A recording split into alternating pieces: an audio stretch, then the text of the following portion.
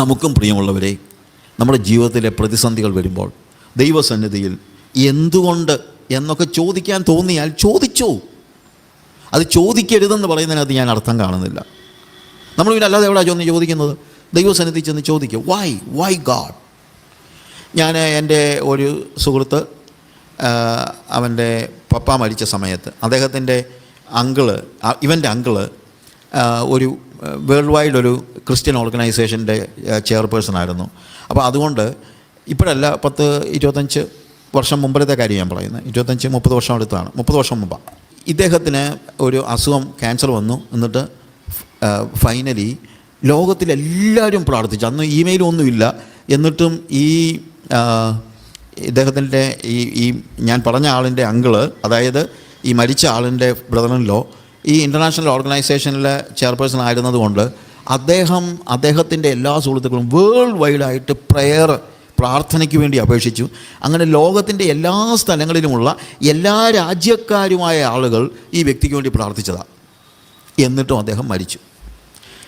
ആ വ്യക്തി മരിക്കുമ്പോൾ ഞാൻ കേരളത്തിലില്ലായിരുന്നു, ഇന്ത്യയിലില്ലായിരുന്നു എന്നാണ് എൻ്റെ ചിന്ത. ഞാൻ തിരിച്ചു വന്ന സമയത്ത് ഞാൻ ഈ മോനെ ചെന്ന് കണ്ടു കഴിഞ്ഞപ്പോൾ അവൻ എന്നോട് പറഞ്ഞു, സൈജ, അഭിചായ് എന്നാണ് വിളിക്കുന്നത്, അഭിചായ് മരിച്ചു എന്നുള്ളതൊരു യാഥാർത്ഥ്യമാണ്, ഞാനത് അക്സെപ്റ്റ് ചെയ്താലേ പറ്റുള്ളൂ. പക്ഷേ എനിക്ക് ഒരൊറ്റ ചോദ്യമേ ഉള്ളൂ. അങ്കിൾ പറഞ്ഞ് ലോകത്തിലെല്ലാവരും എൻ്റെ അഭിചായ്ക്ക് വേണ്ടി പ്രാർത്ഥിച്ചതാണ്, എന്നിട്ടും എന്തുകൊണ്ടാണ് എൻ്റെ അഭിചായ് ജീവിക്കാഞ്ഞത്? ഇത്രയും പേര് പ്രാർത്ഥിച്ചിട്ടും എന്തുകൊണ്ട് ഈ പ്രാർത്ഥനയ്ക്ക് ഒരു ഉത്തരം കിട്ടിയില്ല? എന്നിട്ട് അവൻ തന്നെ പറഞ്ഞു, നമുക്ക് ദൈവത്തോട് ചോദ്യങ്ങൾ ചോദിക്കാൻ പറ്റത്തില്ലല്ലോ. അപ്പം ഞാൻ പറഞ്ഞു, വിജു എന്നവൻ്റെ പേര്, വിജു, അതെന്താ ദൈവത്തോട് ചോദ്യങ്ങൾ ചോദിക്കാൻ പറ്റത്തില്ല എന്ന് പറഞ്ഞത്? അയ്യോ, നമുക്ക് ദൈവത്തോട് ചോദ്യങ്ങൾ ചോദിക്കാൻ പറ്റുമോ? ഞങ്ങളുടെ സഭയിൽ വന്നിട്ടുള്ള എല്ലാവരും എന്നോട് പറഞ്ഞാലെന്നറിയാമോ, മോനെ, നമുക്ക് ദൈവത്തോട് ചോദ്യങ്ങൾ ചോദിക്കാൻ പറ്റത്തില്ലെന്നാ പറഞ്ഞത്. ഞാൻ പറഞ്ഞു, ചോദ്യം ഉണ്ടെങ്കിൽ പിന്നെ ചോദിക്കാതിരുന്നിട്ട് എന്താ വിജു കാര്യം? നിനക്ക് ദൈവത്തോട് ചോദ്യങ്ങൾ ചോദിക്കണേ, ചോദിച്ചു. അയ്യോ, ദൈവത്തോട് ചോദ്യം ചോദിക്കാൻ പറ്റുമോ? ദൈവം കോപിക്കത്തില്ലേ?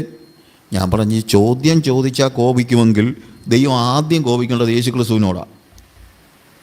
കാൽവറി ക്രൂശിൽ കിടന്നുകൊണ്ട് ചോദിക്കുന്നൊരു ചോദ്യമുണ്ട്, എൻ്റെ ദൈവമേ നീ എന്നെ കൈവിട്ടതെന്ത്? ചോദ്യമല്ലേ? മനസ്സിലൊരു കാര്യം തോന്നിയാൽ അത് ചോദിക്കാതിരുന്നിട്ട് എന്താ അർത്ഥം? അപ്പോൾ ചോദ്യം ചോദിച്ചാൽ ദൈവം കോപിക്കുമെങ്കിൽ യേശുവിനോട് വേണമല്ലോ കോപിക്കാൻ. അതുകൊണ്ട് അങ്ങനെയൊന്നുമില്ല, നമുക്ക് ചോദ്യങ്ങൾ ചോദിക്കാം. പിന്നെ ഉത്തരം നമുക്ക് മനസ്സിലാകണമെന്ന് നിർബന്ധമില്ല. ഉത്തരമില്ലെന്നല്ല, ഉത്തരം ചിലപ്പം നമുക്ക് മനസ്സിലാകണമെന്ന് നിർബന്ധമില്ല. അത് മനസ്സിലാക്കണമെങ്കിൽ ഒരു മെച്യൂരിറ്റി ഉണ്ടാകണം. നമുക്കുള്ള പ്രശ്നം എന്താണെന്ന് ചോദിച്ചു കഴിഞ്ഞാൽ, നമ്മൾ പലപ്പോഴും ഈ കർത്താവിൻ്റെ സാന്നിധ്യം മനസ്സിലാക്കുന്നത് എന്തെങ്കിലും ഒരു പ്രതിസന്ധിയുടെ സമയത്താണ്. അല്ലെങ്കിൽ നമ്മൾ അത് ശ്രദ്ധിക്കത്തില്ല. പണ്ട് ഒരു അമ്മച്ചി ഇങ്ങനെ സാക്ഷി പറഞ്ഞെന്നാണ് പറയുന്നത്, തമാശയാ. അമ്മച്ചി പറഞ്ഞു, ഞാൻ ഇങ്ങനെ നടന്നു പോയപ്പോൾ എൻ്റെ മുമ്പിലൂടെ ഒരു തൊണ്ട് കയറ്റിക്കൊണ്ട് പോകുന്ന ലോറി ഇങ്ങനെ തൊണ്ടെല്ലാം കൂടി ഇങ്ങനെ കൊണ്ടുപോയി പെട്ടെന്ന് പൊട്ടി നിർത്തി. അപ്പം ഞാൻ പെട്ടെന്ന് ആലോചിച്ചു, ദൈവമേ, ഈ തൊണ്ട് കെട്ടിയിരിക്കുന്ന കയറെങ്ങാണം പൊട്ടിപ്പോയാൽ ഇതെല്ലാം കൂടെ എൻ്റെ മണ്ടയ്ക്ക് വീണേനേമായിരുന്നല്ലോ. ഞാൻ അവിടെ നിന്നൊരു സ്തോത്രം പറഞ്ഞു. ദൈവമക്കളെ, ദൈവകൃപയാൽ ആ കയറ് പൊട്ടിയില്ല.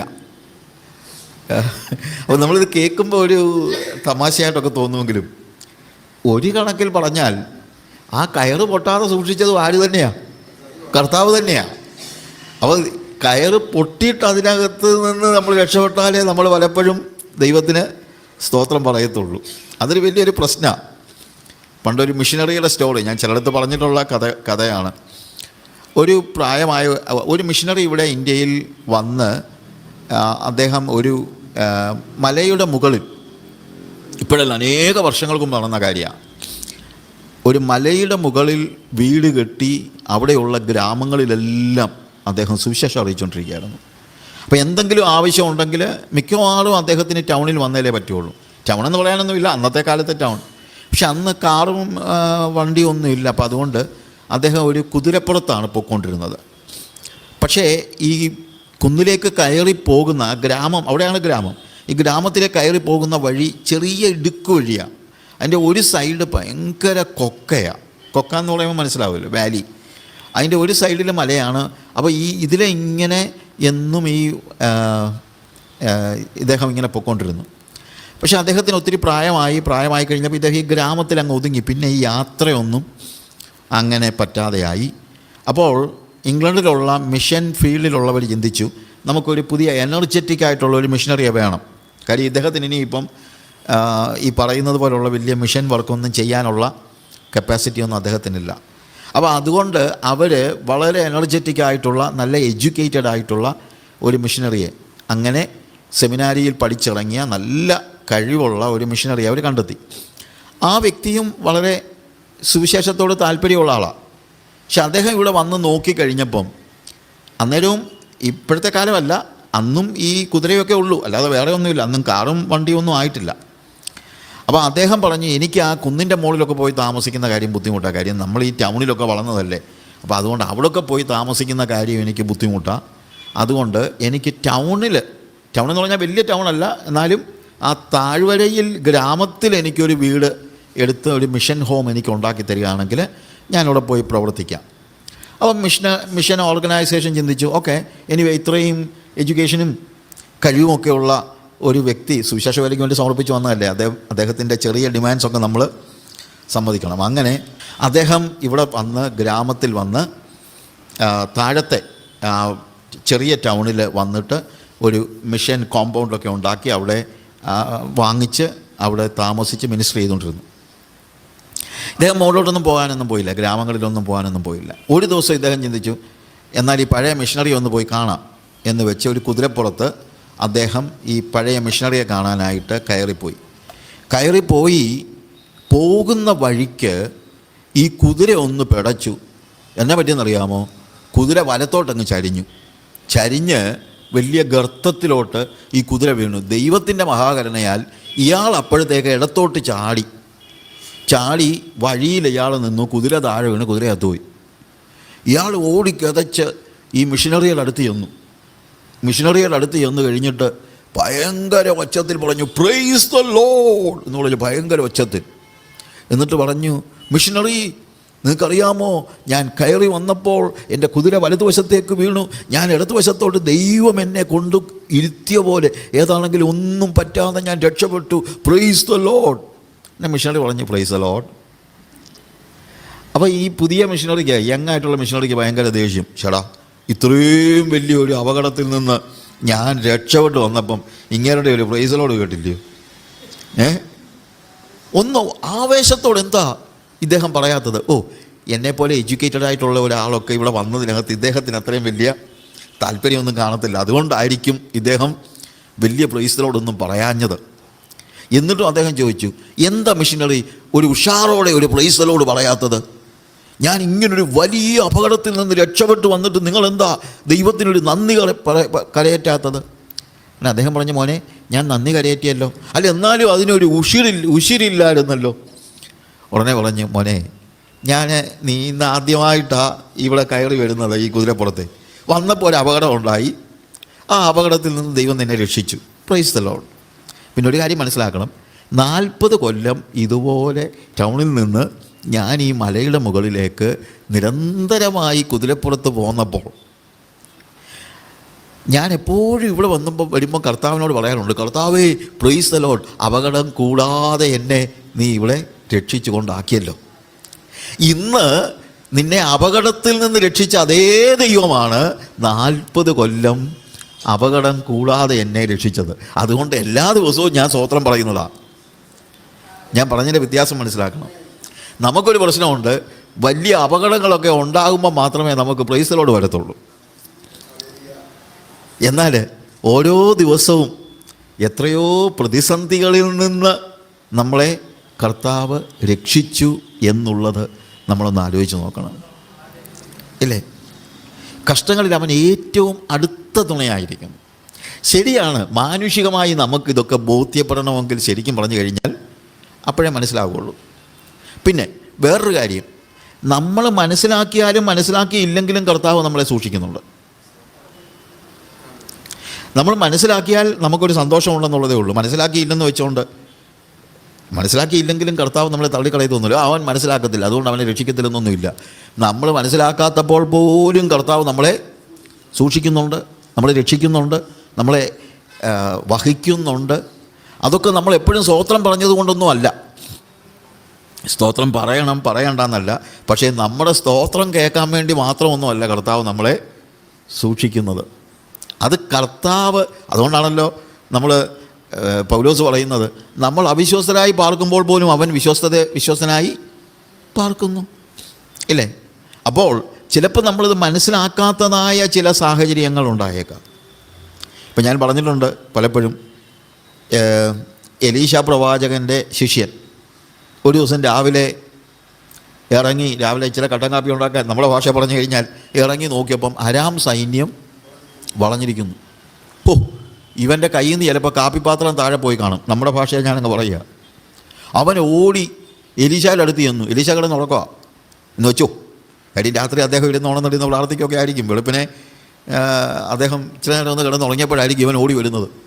നിന്നോട് യജമാനനെ എണീര്. എന്തോ പറ്റിയടാ? ഇനി എന്തോ പറ്റാനാ? തീർന്നു, നമ്മുടെ ഇടപാട് തീർന്നു. അരാമ്യ സൈന്യം ഇത് മുഴുവൻ വളഞ്ഞിരിക്കുക, നമ്മൾ തീർന്നു, ഇനി നോക്കിയിട്ട് കാര്യമില്ല. അപ്പോൾ എലീശ ഉണർന്ന് കണ്ണുമൊക്കെ തിരുമ്മി നോക്കിയപ്പം അരാമ്യ സൈന്യം അവിടെ ഉണ്ട്. ഞാൻ ഭാവനയിൽ അങ്ങ് കാണുക. എലീശ ചോദിച്ചു, ഇതിനകത്തോടാ എന്നെ രാവിലെ വിളിച്ചുണർത്തിയേ? ഇത്രയും പോരായോ വിളിച്ചുണർത്താൻ? ഇതത്ര വലിയ കാര്യമൊന്നുമല്ല. അതെന്താ? അരാമ്യ സൈന്യം വന്നാൽ നമുക്ക് എന്നാ വേണം? ഈ നമ്മളോടുകൂടി ഉള്ളവർ അവരോടുകൂടി ഉള്ളവരേക്കാൾ അധികം. അവനിങ്ങനെ അവിടെ ഇവിടെ എല്ലാം നോക്കുക, എവിടെയാണ് നമ്മളോട് കൂടെ ഉള്ളവർ? ആകെപ്പാടെ ഞാനും ഉണ്ട്, എലീശ പ്രവാചകനും ഉണ്ട്, അല്ലാതെ വേറെ ആരുമില്ല. ആരാ നമ്മളോട് കൂടെ ഉള്ളവർ? അങ്ങനെ ആരെയും ഞാൻ കാണുന്നില്ലല്ലോ. അപ്പോൾ കർത്താവ് പറഞ്ഞു, എൻ്റെ ദൈവമേ, അരാമ്യ സൈന്യം വലിയ പ്രശ്നമൊന്നുമില്ല, പക്ഷേ ഇവനിപ്പോൾ ആകെപ്പാടെ പ്രശ്നമാണ്. അരാമ്യ സൈന്യത്തെക്കാൾ പ്രശ്നമാണ് ദർശനമില്ലാത്ത ശിഷ്യൻ. എൻ്റെ ദൈവമേ, നീ ഇവൻ്റെ കണ്ണൊന്ന് തുറക്കണേ. കർത്താവ് അവൻ്റെ കണ്ണൊന്ന് തുറന്നു. കണ്ണ് തുറന്നപ്പോഴാണ് അവൻ അഗ്നിമയമായ രഥങ്ങളിൽ കുതിരകളും ദൂതന്മാരുടെ സൈന്യം അവർക്ക് ചുറ്റും പാളയമിറങ്ങിയിരിക്കുന്നത് കാണുന്നത്. അപ്പോൾ എൻ്റെ 1-2 ചോദ്യങ്ങൾ. ഒന്ന്, ദൈവത്തിൻ്റെ സൈന്യം എപ്പോഴാണ് വന്നത്? അരാമ്യ സൈന്യം വന്നിട്ടാണോ വന്നത്, അതോ അതിന് നേരത്തെ വന്നോ? അതിന് മുമ്പേ ഉണ്ടായിരുന്നു, എന്നും അവിടെ ഉണ്ടായിരുന്നു. ഈ എലീശായ്ക്ക് പ്രശ്നമില്ലാത്തതെന്നറിയാമോ? എന്നും വൈകുന്നേരം ഇവരോട് ഗുഡ് നൈറ്റ് പറഞ്ഞാൽ പുള്ളിക്കാരൻ പോയി കിടന്നുറങ്ങുന്നത്. എല്ലാ ദിവസവും വൈകുന്നേരം ഗുഡ് നൈറ്റൊക്കെ പറഞ്ഞിട്ടാണ് പോയി കിടന്നുറങ്ങുന്നത്. അപ്പോൾ അതുകൊണ്ട് എലീശായ്ക്ക് പ്രശ്നമില്ല. പക്ഷേ ഇവനെ സംബന്ധിച്ചോളം അതല്ല, ഇവൻ കണ്ടിട്ടില്ല. അതായത് ദൈവത്തിൻ്റെ പ്രവൃത്തി നമ്മൾ കണ്ടാലും കണ്ടില്ലേലും ദൈവം നടത്തും. പിന്നെ കാണുമ്പോഴാണ് നമുക്കൊരു സന്തോഷവും സമാധാനവും ഒക്കെ ഉണ്ടാകുന്നത്. അതുകൊണ്ട് ദൈവപ്രവൃത്തി നമ്മൾ കണ്ടില്ലെങ്കിലും കാര്യം നടക്കുമെങ്കിലും കാണുന്നതാണ് നല്ലത്. കാര്യം ദൈവത്തിനൊരു നന്ദി പറയാൻ പറ്റുന്നത് പലപ്പോഴും ദൈവപ്രവൃത്തി നമ്മൾ കാണുമ്പോഴാണ്. പിന്നെ എനിക്കൊരു ചോദ്യം കൂടെ ഉണ്ട്. ഈ അരാമ്യ സൈന്യത്തിൽ നിന്ന് ആരെ രക്ഷിക്കാനാ ദൈവം തൻ്റെ സൈന്യത്തെ അയച്ചത്? പെട്ടെന്ന് നമ്മളോട് എലീശായെ രക്ഷിക്കാനാണെന്ന്. ഞാൻ പറയട്ടെ, എലീശായെ മാത്രമല്ല, ഈ ആത്മീയ കണ്ണ് തുറന്നിട്ടില്ലാത്ത ഈ ശിഷ്യനെയും കൂടെ രക്ഷിക്കാനാ ദൈവം ഈ സൈന്യത്തെ അയച്ചത്. അല്ലാതെ വിശ്വാസത്തിൽ ബലവാനായ എലീശായെ രക്ഷിക്കാൻ വേണ്ടി മാത്രമൊന്നുമല്ല. നമ്മുടെ ദൈവത്തിൻ്റെ പ്രത്യേകത അതാ. നമ്മുടെ ദൈവം വിശ്വാസത്തിൻ്റെ വലിയ വീരന്മാരെയും രക്ഷിക്കും, വിശ്വാസത്തിൽ ബലഹീനരെയും രക്ഷിക്കും, അല്പവിശ്വാസികളെയും രക്ഷിക്കും. ഇതേപോലെ തന്നെ ഞാൻ ചോദിക്കാറുള്ള ചോദ്യമുണ്ട്. ഈ സാരഫാത്തിൽ വെള്ളമൊക്കെ പറ്റി ഏലിയാവ് ഇങ്ങനെ ഇരിക്കുമ്പോൾ, കെരീത്ത് തോട്ടിൽ വെള്ളമൊക്കെ പറ്റി അങ്ങനെ ഏലിയാവ് ഇരിക്കുമ്പോൾ ഏലിയാവിനോട് കർത്താവ് പറഞ്ഞു, നീ എന്ത് ചെയ്യണം? നീ സരഫാത്തിലേക്ക് പോകാം. സരഫാത്തിൽ നിന്നെ പുലർത്തേണ്ടതിന് ഞാനൊരു വിധവയോട് കൽപ്പിച്ചിരിക്കുന്നു. ഈ സാരഫാത്തിലേക്ക് ഏലിയാവിനെ ദൈവം എന്തിനാണ് പറഞ്ഞു വിട്ടത് എന്ന് ഞാൻ പലപ്പോഴും ആലോചിച്ചിട്ടുണ്ട്. ഏലിയാവിനെ പുലർത്താൻ ദൈവത്തിനിപ്പോൾ എവിടെയാണെങ്കിലും കഴിയും. അതിനിപ്പം സാരഫാത്ത് ശരിക്കും പറഞ്ഞു കഴിഞ്ഞാൽ ഇസ്രായേലിന് പുറത്താണ്. ഇസ്രായേലിന് പുറത്തുള്ള സാരഫാത്തിലേക്കൊന്നും ഈ ഏലിയാവിനെ പറഞ്ഞു വിടേണ്ട കാര്യമൊന്നും ശരിക്കും പറഞ്ഞാലില്ല. ഈ കെരീത്ത് തോടിൻ്റെ അപ്പുറത്ത് വേണമെങ്കിലും ഏലിയാവിനെ പുലർത്താൻ ദൈവത്തിന് കഴിയും. പിന്നെ എന്തിനാ ഈ സാരഫാത്തിലേക്ക് പറഞ്ഞു വിട്ടതെന്ന് ഞാൻ പലപ്പോഴും ആലോചിച്ചിട്ടുണ്ട്. എന്തിനാണെന്നറിയാമോ? എൻ്റെ വിശ്വാസം ഏലിയാവിനെ എവിടെ വേണമെങ്കിലും പുലർത്താം, പക്ഷേ സാരഫാത്തിൽ ഏലിയാവ് പോയില്ലെങ്കിൽ ആ വിധവ ചത്തുപോകും. അപ്പോൾ വിശ്വാസത്തിൽ ബലവാനായ ഏലിയാവിനെ പുലർത്താൻ വേണ്ടി മാത്രമല്ല, നല്ല റെക്കോർഡ്സ് ഒന്നും ഇല്ലാത്ത ഒരു സ്ത്രീയാവുള്ളത്. നമ്മൾ പറഞ്ഞു വരുമ്പം കുഞ്ഞ് മരിച്ചു കഴിഞ്ഞപ്പോഴത്തേക്ക് ഏലിയാവിനോട് പറയുന്നത്, നീ എൻ്റെ പാപം ഓർമ്മിപ്പിക്കാനാണോ വന്നെന്നാ. അപ്പോൾ അത്ര നല്ല പ്രീവിയസ് റെക്കോർഡ്സ് ഒന്നും ഉള്ള സ്ത്രീയല്ല. എന്നിട്ട് പോലും അവളെ പുലർത്തേണ്ടതിന് വേണ്ടി ദൈവം തൻ്റെ പ്രവാചകനെ സാരഫാത്തിലേക്ക് പറഞ്ഞു വിടുന്നതാണ് നമ്മൾ കാണുന്നത്. അപ്പോൾ നമ്മൾ മനസ്സിലാക്കണം, പലപ്പോഴും നമ്മുടെ ആ വലിയ തീഷ്ണ വിശ്വാസം കൊണ്ട് മാത്രമൊന്നുമല്ല കർത്താവ് നമ്മളെ പുലർത്തുന്നത്. പലപ്പോഴും നമ്മൾ വിശ്വാസത്തിൽ ബലഹീനരായിരുന്നപ്പോഴും നമ്മൾ പ്രതിസന്ധികളിലായിരുന്നപ്പോഴും ഒക്കെ കർത്താവ് നമ്മളെ പുലർത്തി എന്നുള്ളത് നമ്മൾ തിരിച്ചറിയണം. ഇവിടുത്തെ ഈ വാക്യത്തിലും a very present help in troubles, കഷ്ടങ്ങളിൽ അവൻ ഏറ്റവും അടുത്ത തുണയാകുന്നു. ഞാൻ വിശ്വസിക്കുന്നത് ദൈവം എന്നും അടുത്ത തുണയാണ്. പക്ഷേ അടുത്താണെന്ന് നമ്മൾ അറിയുന്നത് കഷ്ടത വരുമ്പോഴാണ്, അല്ലെങ്കിൽ നമ്മൾ അത്രയും അങ്ങോട്ട് അറിയത്തില്ല. അത് തന്നെയല്ല, ഇതറിയാത്തപ്പോഴും കർത്താവ് നമ്മളെ പുലർത്തുന്നുണ്ട്. അൺനോൺ ഫുട് പ്രിൻറ്റ്സ് എന്ന് പറയുന്ന ഒരു കവിത പലർക്കും അറിയാവുന്ന ഒരു കവിതയാണ്. അത് പറയുന്നത്, ഒരു ദൈവഭക്തൻ ഒരു ദിവസം ഒരു സ്വപ്നം കാണുകയാണ്. അവൻ്റെ പ്രീവിയസ് ആയിട്ടുള്ള പഴയ കാലത്തെ അവൻ്റെ ജീവിത പാതകളെ ദൈവം അവനെ ഒന്ന് കാണിച്ചു കൊടുക്കുകയാണ്. അപ്പോൾ അവൻ നോക്കിയപ്പോൾ ഒരു ദിവസം ഇവനിങ്ങനെ കടൽ തീരത്ത് കൂടെ നടക്കുകയാണ്, മണൽത്തരികളിലൂടെ ഇങ്ങനെ നടന്നു പോകുന്നു. അപ്പോൾ കർത്താവ് പറഞ്ഞു, നീ നടന്നു പോയ വഴികളാണ് ഞാൻ നിന്നെ കാണിക്കുന്നത്. അപ്പോൾ അവൻ നോക്കിയപ്പോൾ ഇവൻ നടന്നു പോകുമ്പോൾ അവൻ ഒറ്റയ്ക്കായിരുന്നു. He was Elon. എന്നാൽ 2 പേരുടെ കാൽപാദ മുദ്രകൾ അവിടെ കാണുന്നു. അൺനോൺ ഫുട് പ്രിൻറ്റ്സ് എന്നാണ് കവിതയുടെ പേര്. അപ്പോൾ കർത്താവിനോട് ഇവൻ ചോദിച്ചു, ദൈവമേ, ഞാൻ എൻ്റെ ജീവിതത്തിൽ ഏകാന്തത അനുഭവിച്ച സമയങ്ങളായിരുന്നിത്. ഞാൻ മാത്രമേ ഉണ്ടായിരുന്നുള്ളൂ, എന്നെ സഹായിക്കാൻ ആരും ഉണ്ടായിരുന്നില്ല. ഒറ്റയ്ക്കാണല്ലോ ഞാൻ ഈ വഴിയെല്ലാം നടന്നു പോയത്. പക്ഷേ ഇത് ആരുടേതാണ് ഈ 2ാമത്തെ കാൽപാദ മുദ്രകൾ? ഉടനെ ദൈവം അവനോട് പറഞ്ഞു, മോനെ, നീ ഏകാന്തനായിരുന്നു എന്ന് നിനക്ക് തോന്നിയതാ, പക്ഷെ ഞാൻ നിന്നെ ഒരിക്കലും ഏകാന്തനായി വിട്ടിട്ടില്ല. നീ ഏകാന്തനായിരുന്നപ്പോഴും ആരും നിൻ്റെ കൂടെ ഇല്ലാതിരുന്നപ്പോഴും ഞാൻ നിൻ്റെ കൂടെ ഉണ്ടായിരുന്നു. ആ കാൽപാദ മുദ്രകൾ എൻ്റെയാ. ഞാൻ നിൻ്റെ കൂടെ നടക്കുന്നുണ്ടായിരുന്നു. നീ അറിഞ്ഞില്ലെന്നുള്ളതേ ഉള്ളൂ, പക്ഷേ ഞാൻ നിൻ്റെ കൂടെ നടക്കുന്നുണ്ടായിരുന്നു. അവന് ഭയങ്കര സന്തോഷമായി. അങ്ങനെ അവൻ സന്തോഷിച്ച് പിന്നെയും ദൈവം അവൻ നടന്നു പോയ പാതകളൊക്കെ കാണിച്ചുകൊണ്ടിരുന്നപ്പോൾ ഈ കടൽ തീരത്തിലെ നടപ്പൊക്കെ പോയി കഴിഞ്ഞ് വലിയ ഒരു മലയിലൂടെ ഇവൻ പോകുന്ന ഒരു പാത കാണിച്ചു കൊടുത്ത്. വലിയ മലയെന്ന് പറഞ്ഞു കഴിഞ്ഞാൽ നമ്മൾ ഈ മരണനിഴൽ താഴ്വരയിൽ നിന്ന് പറഞ്ഞില്ലേ എന്ന് പറഞ്ഞതുപോലെ കാലൊന്ന് തെന്നിയാൽ താഴെ വീണ് പോകുന്ന അത്ര വഴുവഴുപ്പുള്ള സ്ഥലങ്ങളിലൂടെ ഇവൻ്റെ ജീവിതത്തിൽ നടന്നു പോയ സന്ദർഭങ്ങൾ അവനിങ്ങനെ കണ്ടു. പക്ഷേ ഇവനെ അത്ഭുതപ്പെടുത്തിക്കൊണ്ടൊരു കാര്യം സംഭവിച്ചു. എന്നറിയാമോ? അവിടെ ഒരു കാൽപാദമുദ്രയേ ഉള്ളൂ. അപ്പോൾ ഇവന് വാസ്തവം പറഞ്ഞാൽ സങ്കടവും കുറച്ച് ദേഷ്യവും ഒക്കെ വന്നു. ചിലപ്പോൾ നമുക്കും ഇതൊക്കെ ഉണ്ടാകും കേട്ടോ. ചിലപ്പോൾ നമുക്കും സങ്കടവും ദേഷ്യവും ഒക്കെ ഉണ്ടാകും. അവൻ കർത്താവിനോട് പറഞ്ഞു, lord, it is not fair. ഇത് ശരിയല്ല. എന്തു പറ്റി? എനിക്ക് വലിയ അത്യാവശ്യമൊന്നും ഇല്ലായിരുന്നപ്പോൾ നീ എൻ്റെ കൂടെ നടന്നു. ഇവിടെ ഞാൻ തകർന്നു പോകുന്ന ഒരു സാഹചര്യത്തിൽ എപ്പോൾ വഴുതി വീഴുമെന്നറിയാൻ വയ്യാതെ ഞാൻ എൻ്റെ ജീവിതത്തിൽ ഏറ്റവും കൂടുതൽ കഷ്ടമനുഭവിച്ചപ്പോൾ, മുന്നിൽ എന്താണ് നടക്കാൻ പോകുന്നതെന്ന് അറിയാൻ വയ്യാതെ ഏറ്റവും പരിക്ഷീണനായിരുന്നപ്പോൾ നീ എന്നെ ഇട്ടേച്ച് പോയില്ലേ? എൻ്റെ കർത്താവ് ചോദിച്ചാൽ, എന്തുകൊണ്ടാണ് ഞാൻ നിന്നെ ഇട്ടിട്ട് പോയെന്ന് പറയാൻ കാര്യം? നോക്ക്, അവിടെ ഒരു കാൽപാദ മുദ്ര മാത്രമേ ഉള്ളൂ. മണൽത്തരികളിലൂടെ നടന്നപ്പോൾ 2 കാൽപാദ മുദ്രകൾ, എൻ്റേതും നിൻ്റേതും ഉണ്ടായിരുന്നു. ഇവിടെ ഇപ്പോൾ നോക്ക്, എൻ്റെ കാൽപാദ മുദ്ര മാത്രമേ ഉള്ളൂ. നീ എന്താ എന്നെ ഇട്ടിട്ട് പോയത്? ഉടനെ ദൈവം അവനോട് പറഞ്ഞു, മോനെ, ഞാൻ നിന്നെ ഇട്ടിട്ട് പോയില്ല. പിന്നെ എന്തുകൊണ്ടാണ് കാൽപാദ മുദ്ര കാണാത്തത്? മോനെ, ആ കാൽപാദ മുദ്ര ആരുടെയാണെന്നറിയാമോ? അതെൻ്റെ അല്ലേ? അല്ല മക്കളെ, പിന്നെ അത് എൻ്റെയാ. അപ്പം ഞാനോ, ഇതിലെ നിനക്ക് നടക്കാൻ കഴിയില്ല, ഇതിലെ നീ നടന്നാൽ നീ താഴെ വീഴുമെന്ന് മനസ്സിലാക്കിയത് കൊണ്ട് ഞാൻ നിന്നെ കരങ്ങളിലെടുത്ത് വഹിച്ചുകൊണ്ട് പോകുകയായിരുന്നു. പ്രിയമുള്ളവരെ, ചില സന്ദർഭങ്ങളിൽ കർത്താവ് നമ്മുടെ കൂടെ നടക്കും. എന്നാൽ ചില സന്ദർഭങ്ങളിൽ നമുക്ക് നടക്കാൻ കഴിയാത്ത സാഹചര്യങ്ങളിൽ, പ്രതിസന്ധികളിൽ, പ്രയാസങ്ങളിൽ, വഴുതി വീഴുന്ന സന്ദർഭങ്ങളിൽ അവൻ നമ്മളെ ഇട്ടേച്ചു പോകുന്ന ദൈവമല്ല.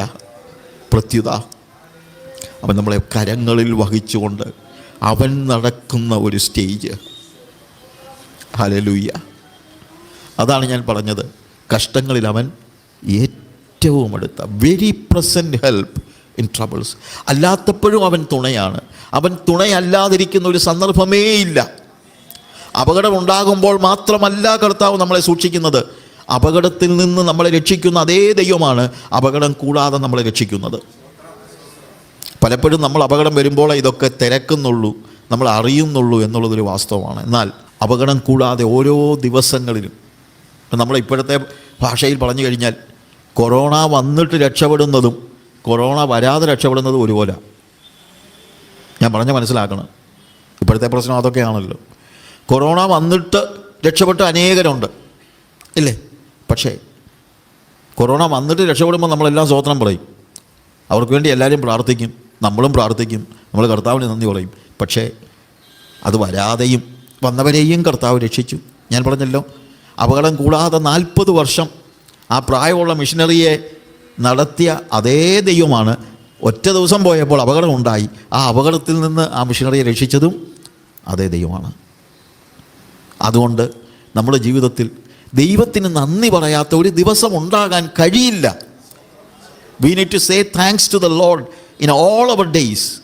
എപ്പോഴും ഒന്നുകിൽ അപകടത്തിൽ നമ്മളെ രക്ഷിച്ചതിന്, അപകടത്തിൽ നിന്ന് നമ്മളെ രക്ഷിച്ചതിന് നന്ദി പറയാം, അല്ലെങ്കിൽ അപകടം കൂടാതെ നമ്മളെ സൂക്ഷിച്ച കർത്താവിന് നമുക്ക് നന്ദി പറയാനായിട്ട് കഴിയും. ചിലപ്പോൾ അപകടം ഉണ്ടാകുമ്പോൾ, ഇപ്പോൾ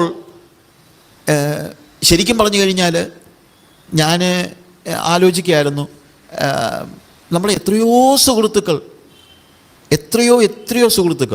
എൻ്റെ അനേക ഫ്രണ്ട്സ് കൊറോണ ബാധിച്ച് കിടക്കുകയാണ്. ഇപ്പോൾ പ്രശ്നങ്ങൾ ആദ്യമൊക്കെ നമ്മൾ പറഞ്ഞു, അതൊക്കെയാണല്ലോ ഇവിടുത്തെ പ്രോസ്പെരിറ്റി പ്രീച്ചേഴ്സ് എല്ലാം പറയുന്നത്, അപകടമുണ്ടാവുകയില്ല, രോഗമുണ്ടാവുകയില്ല എന്നൊക്കെ പറഞ്ഞുകൊണ്ടിരുന്ന ആളുകൾ ഇപ്പോൾ എന്തോ ചെയ്യും? ഇപ്പോൾ രോഗം വന്നു കഴിയുമ്പോൾ എന്തോ ചെയ്യും? അപകടമുണ്ടാവുകയില്ല എന്ന് പ്രസംഗിച്ച് നടന്നിരുന്ന ഒരു പാസ്റ്റർ അപകടത്തിൽ മരിച്ചുപോയി. അപ്പോൾ എത്രയോ പേരുടെ വിശ്വാസത്തെ അത് ബാധിച്ചെന്നറിയാമോ? എത്രയോ പേരുടെ വിശ്വാസത്തെ. ഈ കഴിഞ്ഞ ദിവസവും ഒരു പെന്റിക്കോസ്റ്റൽ കൺവെൻഷന് ഒരു വലിയൊരു ലീഡർ എന്ന് വെച്ചാൽ വലിയൊരു മെഗാ പ്രീച്ചർ വന്നിട്ട് പറഞ്ഞു, ഈ രോഗമെന്നൊന്നും പറയുന്നത് ദൈവമൊക്കെയുള്ളതല്ല, രോഗമെന്ന് പറയുന്നത് ദൈവമൊക്കെയുള്ളത് അല്ല. ഒരു വലിയ മെഗാ കൺവെൻഷനിൽ പ്രസംഗിച്ചതാണ്. അവൻ രോഗം വരുമ്പോൾ നമ്മൾ എന്ത് ചെയ്യും? That is my question. ഇവരെന്ത് നോക്കിയാണ് ഇത് പറയുന്നത്? എന്ത് നോക്കിയാണ്? നമ്മുടെ ജീവിതത്തിൽ പ്രതിസന്ധികളുണ്ട്, പ്രയാസങ്ങളുണ്ട്. ചിലപ്പം രോഗം ഉണ്ടായെന്നിരിക്കും, ചിലപ്പോൾ അപകടം ഉണ്ടായെന്നിരിക്കും, ചിലപ്പോൾ മരണം പോലും സംഭവിച്ചെന്നിരിക്കും. ഞാനിപ്പോഴും ഓർക്കുന്നുണ്ട്, പണ്ട് ഈ പെരുമൺ തീവണ്ടി അപകടം ഉണ്ടായ സമയത്ത് ഞാൻ ആ ഞായറാഴ്ച നെടുമ്പുറത്ത് പാസ്റ്റർ KC യുടെ ചർച്ചിലായിരുന്നു. അന്ന് അവിടെ പ്രസംഗിച്ച ഒരാൾ പറഞ്ഞു, ഞാനത് പത്രം മുഴുവൻ അരിച്ചു പെറുക്കി നോക്കി, ഒരു വിശ്വാസിയെങ്കിലും അപകടത്തിൽപ്പെട്ടോ? പ്രിയമുള്ള ദൈവമക്കളെ, ഒരു വിശ്വാസിയും അപകടത്തിൽപ്പെട്ടില്ല. പക്ഷേ ആ അപകടത്തിൽ ഒരു വിശ്വാസി മരിക്കുക വരെ ചെയ്തു. ഞാൻ പറഞ്ഞത്, നമുക്കിങ്ങനെ കുറച്ച് പോപ്പുലർ പ്രീച്ചിങ്ങിന് കൂടെ നിൽക്കുന്ന രീതിയിലുള്ള കുറച്ച് പ്രസംഗങ്ങളൊക്കെ പറയാം. പക്ഷേ ഒരു കാര്യം നമ്മൾ മനസ്സിലാക്കണം, എന്തെല്ലാം അപകടങ്ങൾ, എന്തെല്ലാം പ്രതിസന്ധികൾ, അത് അവിശ്വാസികൾക്ക് വരുമ്പോൾ നമുക്ക് വേണമെങ്കിൽ അതൊക്കെ പറയാം, അത് അവിശ്വാസികൾക്കാണെന്ന് പറയാം. പക്ഷെ വിശ്വാസികൾക്ക് വരുമ്പോഴോ, വിശ്വാസികളുടെ ജീവിതത്തിലെ പ്രതിസന്ധികളുടെ കാര്യങ്ങൾ, ഇന്നെനിക്ക് പറയാനുള്ള ഒരു കാര്യം അതാണ്. വിശ്വാസികളുടെ ജീവിതത്തിൽ ഈ പ്രതിസന്ധികൾ വരുമ്പോൾ നമ്മൾ എന്ത് ചെയ്യണം? വിശ്വാസികളുടെ ജീവിതത്തിൽ, നമ്മുടെയൊക്കെ ജീവിതത്തിൽ, ഇതിനെ വിശ്വാസികളുടെ ജീവിതത്തിൽ എന്ന് പറയുമ്പോൾ നമ്മുടെയൊക്കെ ജീവിതത്തിൽ പ്രതിസന്ധികൾ വരുമ്പോഴത്തേക്ക് നമ്മൾ അതിനോട് എങ്ങനെയാണ് പ്രതികരിക്കുന്നത്? അപ്പോൾ ചിലപ്പോൾ നമ്മൾ പറയും, ഇപ്പോൾ എല്ലാത്തിനും നമുക്ക് ഓരോ മറുപടി ഉണ്ടല്ലോ. നമ്മൾ പറയും, അത് പ്രതിസന്ധികളൊക്കെ വന്നാലും നമ്മൾ ദൈവത്തെ ചോദ്യം ചെയ്യാൻ പാടില്ല, നമ്മൾ ദൈവത്തോട് ചോദ്യങ്ങൾ ചോദിക്കാൻ പാടില്ല. സാധാരണ രീതിയിൽ ആളുകൾ പറയുന്ന രീതി അതൊക്കെ വരും.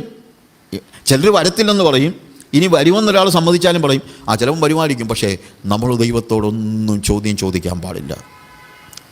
പക്ഷേ എൻ്റെ മനസ്സിൽ ഞാൻ ചിന്തിക്കുന്നത്, ഇല്ല, നമ്മുടെ മനസ്സിലൊരു ചോദ്യം ഉണ്ടെങ്കിൽ അത് ചോദിക്കാതിരുന്നിട്ട് എന്തെടുക്കാനാ? ഈ മനസ്സിലൊരു ചോദ്യം ഉണ്ടായിട്ട് അതങ്ങ് ചോദിക്കാതെ ഇങ്ങനെ അങ്ങ് കടിച്ചു പിടിച്ചിരിക്കണമെന്ന് എനിക്ക് അതിനോട് അത്ര അങ്ങോട്ട് യോജിപ്പില്ല. എനിക്ക് നമ്മൾ മാത്യു സങ്കീർത്തനങ്ങളെക്കുറിച്ച് പറഞ്ഞ ഒരു കാര്യമാണ്. സങ്കീർത്തനത്തിനെല്ലാം ഒത്തിരി പ്രത്യേകതകളുണ്ട്. അതിനകത്ത് സങ്കീർത്തനങ്ങളിലെ ഞാൻ കാണുന്ന ഒരു വലിയ പ്രത്യേകത എന്നറിയാമോ? ഈ സങ്കീർത്തനക്കാർ ഭയങ്കര പ്ലെയിൻ ആൾക്കാരാണ്. അവരുടെ മനസ്സിൽ തോന്നുന്ന എല്ലാം ഇവർ വിളിച്ചു പറയും. എന്തോ മനസ്സിലുണ്ടെങ്കിലും അത് വിളിച്ചു പറയും എന്ന് തന്നെയല്ല, ദൈവത്തിൻ്റെ അടുത്ത് ചെന്ന് ചോദ്യങ്ങൾ ചോദിക്കാൻ പോലും ഇവന്മാർക്ക് ഒരു മടിയില്ല. എന്തും ഇനി നമ്മളെ ഇന്ന് അങ്ങോട്ട് വിശ്വസിക്കാൻ വയ്യാത്ത കാര്യം പോലും ചിലപ്പം ഇവന്മാർ വിളിച്ചു പറഞ്ഞിട്ടുണ്ട്. ഇപ്പോൾ ആസാബ് പറയുന്നൊരു കാര്യമുണ്ട്, എന്തോ ദുഷ്ടന്മാരുടെ സൗഖ്യം കണ്ടിട്ട് എനിക്ക് അഹങ്കാരികളോട് അസൂയ. അങ്ങനെയൊക്കെ വിളിച്ചു പറയാവോ? അല്ലേ? തോന്നിയാൽ പിന്നെ എന്തോ ചെയ്യും? എനിക്കങ്ങ് അസൂയ തോന്നുക. ദുഷ്ടന്മാരുടെ സൗഖ്യം കണ്ടിട്ട് അഹങ്കാരികളോട് എനിക്ക് അസൂയ തോന്നിയാൽ പിന്നെ എന്തോ ചെയ്യണം? മിണ്ടല്ലെന്നല്ല ഞാൻ പറയുന്നത്. അത് ചോദിച്ചു, അസൂയ തോന്നിയ അത്. പക്ഷേ ചോദിക്കുന്നത് എവിടെ ആയിരിക്കണം? അഹങ്കാരികളുടെ അടുത്ത് എന്ന് പറയരുത്, ദേ നിന്നെ കണ്ടിട്ട് എനിക്ക് അസൂയ തോന്നുന്നുണ്ട് എന്ന് പറയരുത്. നമ്മൾ ഈ കാര്യമൊക്കെ ദൈവസന്നിധിയിൽ അങ്ങ് പറഞ്ഞാൽ മതി. ദൈവസന്നിധി ചെന്നങ്ങ് പറ, കർത്താവേ എനിക്കങ്ങോട്ട് സഹിക്കാൻ പറ്റുന്നില്ല, ഇവന്മാരുടെ ഈ സൗഖ്യം അങ്ങോട്ട് കണ്ടിട്ട് എനിക്കങ്ങോട്ട് സഹിക്കാൻ പറ്റുന്നില്ല എന്ന് നമുക്ക് പറഞ്ഞോ. അത് ദൈവത്തിൻ്റെ അടുത്ത് എന്ന് പറ. സങ്കീർത്തനക്കാരെപ്പോഴും അങ്ങനെയാണ്. അവർ ദൈവസന്നിധി വന്ന് എല്ലാം ഹൃദയം തുറന്ന് പറയുന്ന ആളുകളാണ്. ഹൃദയം തുറന്ന് പറയുന്ന ആളുകൾ. 137 സങ്കീർത്തനത്തിൽ പറയുന്നത്, അവൻ്റെ മക്കളെ പാറമേൽ അടിച്ചു കൊല്ലുന്നവൻ ഭാഗ്യവാൻ. അവൻ്റെ അടുത്തല്ല എന്ന് പറഞ്ഞത്. എവിടെ പോയി പറഞ്ഞത്? ദൈവസന്നിധി. ഹൃദയത്തിൽ തോന്നിയതാ. അത് ശരിയാണെന്നല്ല ഞാൻ പറയുന്നത്. ഏത് അങ്ങനെ അടിച്ചു കൊല്ലണമെന്നോ എന്നൊന്നുമല്ല. പക്ഷേ സങ്കീർത്തനക്കാരുടെ പ്രത്യേകത എന്നാന്ന് ചോദിച്ചു കഴിഞ്ഞാൽ, അവർക്ക് എല്ലാം ദൈവസന്നിധിയിൽ തുറന്നു പറയാനുള്ള സ്വാതന്ത്ര്യം ഉണ്ടായിരുന്നു.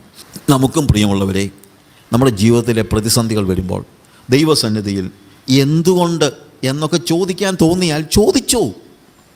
അത് ചോദിക്കരുതെന്ന് പറയുന്നതിനകത്ത് ഞാൻ അർത്ഥം കാണുന്നില്ല. നമ്മൾ പിന്നെ അല്ലാതെ എവിടെയാണ് ചോദിക്കുന്നത്? ദൈവസന്നിധി ചെന്ന് ചോദിക്കുക, വൈ ഗാഡ്.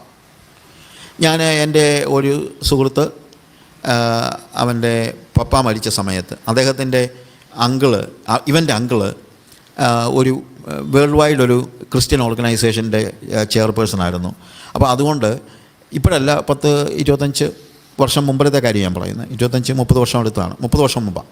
ഇദ്ദേഹത്തിന് ഒരു അസുഖം, ക്യാൻസർ വന്നു. എന്നിട്ട് ഫൈനലി ലോകത്തിലെല്ലാവരും പ്രാർത്ഥിച്ചു. അന്ന് ഇമെയിലൊന്നുമില്ല. എന്നിട്ടും ഇദ്ദേഹത്തിൻ്റെ ഈ ഞാൻ പറഞ്ഞ ആളിൻ്റെ അങ്കിള്, അതായത് ഈ മരിച്ച ആളിൻ്റെ ബ്രദറിൻലോ ഈ ഇൻ്റർനാഷണൽ ഓർഗനൈസേഷനിലെ ചെയർപേഴ്സൺ ആയിരുന്നതുകൊണ്ട് അദ്ദേഹത്തിൻ്റെ എല്ലാ സുഹൃത്തുക്കളും വേൾഡ് വൈഡായിട്ട് പ്രാർത്ഥനയ്ക്ക് വേണ്ടി അപേക്ഷിച്ചു. അങ്ങനെ ലോകത്തിൻ്റെ എല്ലാ സ്ഥലങ്ങളിലുമുള്ള എല്ലാ രാജ്യക്കാരുമായ ആളുകൾ ഈ വ്യക്തിക്ക് വേണ്ടി പ്രാർത്ഥിച്ചതാണ്. എന്നിട്ടും അദ്ദേഹം മരിച്ചു. ആ വ്യക്തി മരിക്കുമ്പോൾ ഞാൻ കേരളത്തിലില്ലായിരുന്നു, ഇന്ത്യയിലില്ലായിരുന്നു എന്നാണ് എൻ്റെ ചിന്ത. ഞാൻ തിരിച്ചു വന്ന സമയത്ത് ഞാൻ ഈ മോനെ ചെന്ന് കണ്ടു കഴിഞ്ഞപ്പോൾ അവൻ എന്നോട് പറഞ്ഞു, സൈജ അഭിചായ് എന്നാണ് വിളിക്കുന്നത്, അഭിചായ് മരിച്ചു എന്നുള്ളതൊരു യാഥാർത്ഥ്യമാണ്, ഞാനത് അക്സെപ്റ്റ് ചെയ്തേ പറ്റുള്ളൂ. പക്ഷേ എനിക്കൊരൊറ്റ ചോദ്യമേ ഉള്ളൂ. അങ്കിൾ പറഞ്ഞ് ലോകത്തിലെല്ലാവരും എൻ്റെ അഭിചായ്ക്ക് വേണ്ടി പ്രാർത്ഥിച്ചതാണ്, എന്നിട്ടും എന്തുകൊണ്ടാണ് എൻ്റെ അഭിചായ് ജീവിക്കാഞ്ഞത്? ഇത്രയും പേര് പ്രാർത്ഥിച്ചിട്ടും എന്തുകൊണ്ട് ഈ പ്രാർത്ഥനയ്ക്ക് ഒരു ഉത്തരം കിട്ടിയില്ല? എന്നിട്ട് അവൻ തന്നെ പറഞ്ഞു, നമുക്ക് ദൈവത്തോട് ചോദ്യങ്ങൾ ചോദിക്കാൻ പറ്റത്തില്ലല്ലോ. അപ്പം ഞാൻ പറഞ്ഞു, വിജു എന്നവൻ്റെ പേര്, വിജു അതെന്താ ദൈവത്തോട് ചോദ്യങ്ങൾ ചോദിക്കാൻ പറ്റത്തില്ല എന്ന് പറഞ്ഞത്? നമുക്ക് ദൈവത്തോട് ചോദ്യങ്ങൾ ചോദിക്കാൻ പറ്റുമോ? ഞങ്ങളുടെ സഭയിൽ വന്നിട്ടുള്ള എല്ലാവരും എന്നോട് പറഞ്ഞാലെന്നറിയാമോ, മോനെ നമുക്ക് ദൈവത്തോട് ചോദ്യങ്ങൾ ചോദിക്കാൻ പറ്റത്തില്ലെന്നാ പറഞ്ഞത്. ഞാൻ പറഞ്ഞു, ചോദ്യം ഉണ്ടെങ്കിൽ പിന്നെ ചോദിക്കാതിരുന്നിട്ട് എന്താ വിജു കാര്യം? നിനക്ക് ദൈവത്തോട് ചോദ്യങ്ങൾ ചോദിക്കണേ, ചോദിച്ചു. ദൈവത്തോട് ചോദ്യം ചോദിക്കാൻ പറ്റുമോ? ദൈവം കോപിക്കത്തില്ലേ? ഞാൻ പറഞ്ഞു, ചോദ്യം ചോദിച്ചാൽ കോപിക്കുമെങ്കിൽ ദൈവം ആദ്യം കോപിക്കേണ്ടത് യേശുക്രിസ്തുവിനോടാണ്. കാൽവറി ക്രൂശിൽ കിടന്നുകൊണ്ട് ചോദിക്കുന്നൊരു ചോദ്യമുണ്ട്, എൻ്റെ ദൈവമേ എൻ്റെ ദൈവമേ നീ എന്നെ കൈവിട്ടതെന്ത്? ചോദ്യമല്ലേ? മനസ്സിലൊരു കാര്യം തോന്നിയാൽ അത് ചോദിക്കാതിരുന്നിട്ട് എന്താ അർത്ഥം? അപ്പോൾ ചോദ്യം ചോദിച്ചാൽ ദൈവം കോപിക്കുമെങ്കിൽ യേശുവിനോട് വേണമല്ലോ കോപിക്കാൻ. അതുകൊണ്ട് അങ്ങനെയൊന്നുമില്ല, നമുക്ക് ചോദ്യങ്ങൾ ചോദിക്കാം. പിന്നെ ഉത്തരം നമുക്ക് മനസ്സിലാകണമെന്ന് നിർബന്ധമില്ല. ഉത്തരവില്ലെന്നല്ല, ഉത്തരം ചിലപ്പം നമുക്ക് മനസ്സിലാകണമെന്ന് നിർബന്ധമില്ല. അത് മനസ്സിലാക്കണമെങ്കിൽ ഒരു മെച്യൂരിറ്റി ഉണ്ടാകണം. 3.5 വയസ്സുള്ളപ്പോൾ എൻ്റെ മോൾ എന്നോട് ഒരു പ്രാവശ്യം ചോദിച്ചു, അപ്പേ ഈ വിമാനം എന്താ ഈ മുകളിലോട്ട് പോയിട്ട് താഴോട്ട് വീഴാത്തെ? ഞാനൊരു കല്ലെടുത്തെറിഞ്ഞപ്പോൾ ദേണ്ടത് താഴോട്ട് വീഴുന്നു. അപ്പോൾ ഞാൻ ഇവളോട് എന്തുവാ ഉത്തരം പറയുന്നത്? എനിക്ക് വേണമെങ്കിൽ പറയും, മോളെ അത് മാസും വെലോസിറ്റിയും തമ്മിലുള്ള റിലേഷൻ ഒരു പ്രത്യേക അനുപാതത്തിലാകുമ്പോൾ അതിങ്ങനെ മൂവ്മെൻറ്റ് എന്നൊക്കെ പറഞ്ഞ് വേണമെങ്കിൽ ഫിസിക്സ് മുഴുവൻ എനിക്ക് വേണമെങ്കിൽ ഇവിടെ പറയാം. പക്ഷേ ഈ 3.5 വയസ്സുള്ള കൊച്ചിനോട് ഫിസിക്സ് പറഞ്ഞിട്ട് വല്ല കാര്യമുണ്ടോ? അതുകൊണ്ട് ഞാൻ പറഞ്ഞു, മോളെ അതേ പണ്ട് തൊട്ട് വിമാനം ഉണ്ടായപ്പോൾ തൊട്ടേ അങ്ങനെ, മുകളിലോട്ട് പോയാൽ പിന്നെ താഴോട്ട് വീഴത്തില്ല. ഉണ്ടായപ്പോൾ തന്നെ ഈ പറഞ്ഞത് ഒരു സെൻസും ഉള്ള ഉത്തരവൊന്നും അല്ല. പക്ഷേ വേറെ കാര്യമുണ്ട്, 3.5 വയസ്സുള്ള കൊച്ചിന് ഇത്രയൊക്കെ പറ്റൂ. ഇതുപോലെ ദൈവത്തിന് ഉത്തരവില്ലാഴികയൊന്നുമില്ല. എല്ലാ ചോദ്യങ്ങൾക്കും ദൈവത്തിന് ഉത്തരവുണ്ട്. പക്ഷേ അത് മനസ്സിലാക്കത്തക്ക രീതിയിലുള്ള മെച്യൂരിറ്റി ഒരു പക്ഷേ നമുക്ക് ഉണ്ടായി എന്ന് വരില്ല. അത്രയേ ഉള്ളൂ. അപ്പോൾ അതുകൊണ്ട് ചോദ്യങ്ങൾ ചോദിക്കുന്നതിനകത്ത് യാതൊരു തടസ്സവും ആവശ്യമില്ല എന്നുള്ളതാണ് നമുക്ക് മനസ്സിലാക്കാൻ കഴിയുന്നത്. We can ask questions. പ്രത്യേകിച്ച് നമുക്കുണ്ടാകുന്ന ചോദ്യങ്ങൾ, പ്രധാനമായും ഉണ്ടാകുന്ന ചോദ്യങ്ങളെന്ന് പറയുന്നത് നമ്മുടെ ജീവിതത്തിലെ പ്രതിസന്ധികളുടെ ഘട്ടങ്ങളിലാണ്. ജീവിതത്തിൻ്റെ പ്രതിസന്ധി ഘട്ടങ്ങളിൽ മുഖമടച്ച് കരയായിരിക്കും നമ്മൾ, അല്ലാതെ വേറെ ഒന്നുമില്ല. അന്നേരവും നമ്മൾ ചോദിക്കാൻ സാധ്യതയുള്ളൊരു ചോദ്യമുണ്ട്, ദൈവമേ എന്തുകൊണ്ടാണ് ഇങ്ങനെ സംഭവിച്ചത്? എനിക്കെന്തുകൊണ്ടാണ് സംഭവിച്ചത്? എന്തുകൊണ്ട് സംഭവിച്ചു എന്നുള്ളത് മറ്റുള്ളവർക്ക് സംഭവിക്കുമ്പം ചോദിക്കാൻ എളുപ്പമാണ്, ഇല്ലേ? പക്ഷെ നമ്മുടെ ജീവിതത്തിലൊരു പ്രതിസന്ധി ഉണ്ടാകുമ്പോൾ, നമ്മുടെ ജീവിതത്തിൽ നമ്മൾ ചിലപ്പോൾ ആദ്യം നമ്മൾ നോക്കുന്നത് ഒരു പക്ഷേ എൻ്റെ എന്തെങ്കിലും പ്രശ്നങ്ങളാണോ, അല്ലെങ്കിൽ ഞാൻ എന്തെങ്കിലും പാപം ചെയ്തിട്ടാണോ? ഇതൊക്കെ ചിലപ്പോൾ നമുക്ക് ചോദിക്കാം. അത് ചോദിക്കുന്നത് തെറ്റില്ല. കർത്താവേ ഞാൻ എൻ്റെ ജീവിതത്തിൽ എന്തെങ്കിലും പ്രതിസന്ധി കൊണ്ടാണോ? പക്ഷേ എൻ്റെ മനസ്സിൽ അങ്ങനെ ഏതെങ്കിലും നിലയിലുള്ള എൻ്റെ ഒരു പാപം കൊണ്ടല്ലാത്ത ചില സന്ദർഭങ്ങളുണ്ട്. അല്ലെങ്കിൽ വിശുദ്ധന്മാരായ നീതിമാന്മാരായ നല്ല ബോധ്യമുള്ള ആളുകൾക്ക് സംഭവിക്കുന്നതായ പ്രതിസന്ധികൾ എന്തുകൊണ്ടെന്നുള്ള ചോദ്യം പലപ്പോഴും ഉണ്ടാകും. ചിലപ്പോൾ ആളുകൾ പറയും, നീ എന്തെങ്കിലും പാപം ചെയ്തിട്ടുണ്ട്, അതുകൊണ്ടാണ്. ഇയ്യോബിൻ്റെ സഹോദരന്മാർ, സ്നേഹിതന്മാരെല്ലാം വന്ന് പറഞ്ഞ കാര്യം അതാണ്. ഇയ്യോബിന് ഇത്രയും വലിയ കഷ്ടത ഉണ്ടായപ്പോൾ ഇയ്യോബിൻ്റെ സഹോദരന്മാർ വന്ന് ആശ്വസിപ്പിക്കാൻ വന്നതാണ്. പക്ഷേ ആശ്വസിപ്പിക്കാൻ വന്ന് പറഞ്ഞതെന്നറിയാമോ? എവിടെങ്കിലും ഒരിടത്ത് നീ തോന്നിവാസം കാണിച്ചിട്ടുണ്ടാ, നീ അത് ഓർക്കാഞ്ഞിട്ടാ, നീ ഒന്നുകൂടെ ഒന്ന് ആലോചിച്ച് നോക്ക്. നീതിമാനായിട്ട് നശിച്ചു പോയ ആരാ ഉള്ളത്? നിൻ്റെ ജീവിതത്തിൽ എവിടെയെങ്കിലും ചെളിയില്ലാതെ താമര വളരുമോ? ചോദിക്കുക. അപ്പം നാച്ചുറലി ഇയ്യോബിന് സംശയം ഉണ്ടാകാൻ സാധ്യതയുണ്ട്, എൻ്റെ വല്ല പ്രശ്നമാണോ? പക്ഷേ ഇയ്യോബ് നോക്കിയിട്ടൊന്നും അറിയുന്നില്ല. അപ്പോൾ ഇയ്യോബിന് സ്വാഭാവികമായി ഞാൻ അവനോട് ചോദിക്കും, എന്താ ഇങ്ങനെ വന്നെന്നുള്ളത് ചോദിക്കും. ദൈവസന്നിധിയിൽ ഒന്നും നിർമ്മലമൊന്നുമല്ല, പക്ഷേ എൻ്റെ ജീവിതത്തിൽ ഇങ്ങനെ സംഭവിച്ചത് കൊണ്ടാണെന്ന് പറയത്തക്ക നിലയിൽ എനിക്ക് മനസ്സിലാകുന്നില്ല. നമുക്കറിയാം, അവനെപ്പോലെ നിഷ്കളങ്കനും നേരുള്ളവനും ദോഷം വിട്ടകലുന്നവനും ഇല്ലല്ലോ എന്ന് ദൈവം സാക്ഷ്യം പറഞ്ഞ ആളാണ് ഇയ്യോബ്. പക്ഷെ ആ ഇയ്യോബിൻ്റെ ജീവിതത്തിലെ കഷ്ടതകൾ, അപ്പോൾ ചോദ്യം ചോദിക്കാതിരിക്കുന്നത് എങ്ങനെയാണ്? Naturally we may ask questions. ഇയ്യോബ് ചോദിച്ചപ്പോഴും കർത്താവ് പറഞ്ഞു, എടാ നിന്നോടൊന്നും പറഞ്ഞാൽ മനസ്സിലാകത്തില്ല എന്നാണ് കർത്താവും പറയുന്നത്. പക്ഷേ അതിൻ്റെ അർത്ഥം ചോദ്യങ്ങൾ ചോദിക്കുന്നതിനകത്ത് ദൈവത്തിന് ബുദ്ധിമുട്ടുണ്ടെന്നല്ല. സ്നേഹിതന്മാർ പറഞ്ഞു, നീ ചോദ്യങ്ങൾ ചോദിക്കാൻ പാടില്ല, നിൻ്റെ കുഴപ്പമാണ്. ഇയ്യോബ് പറഞ്ഞു, ഞാൻ അറിയുന്നില്ല.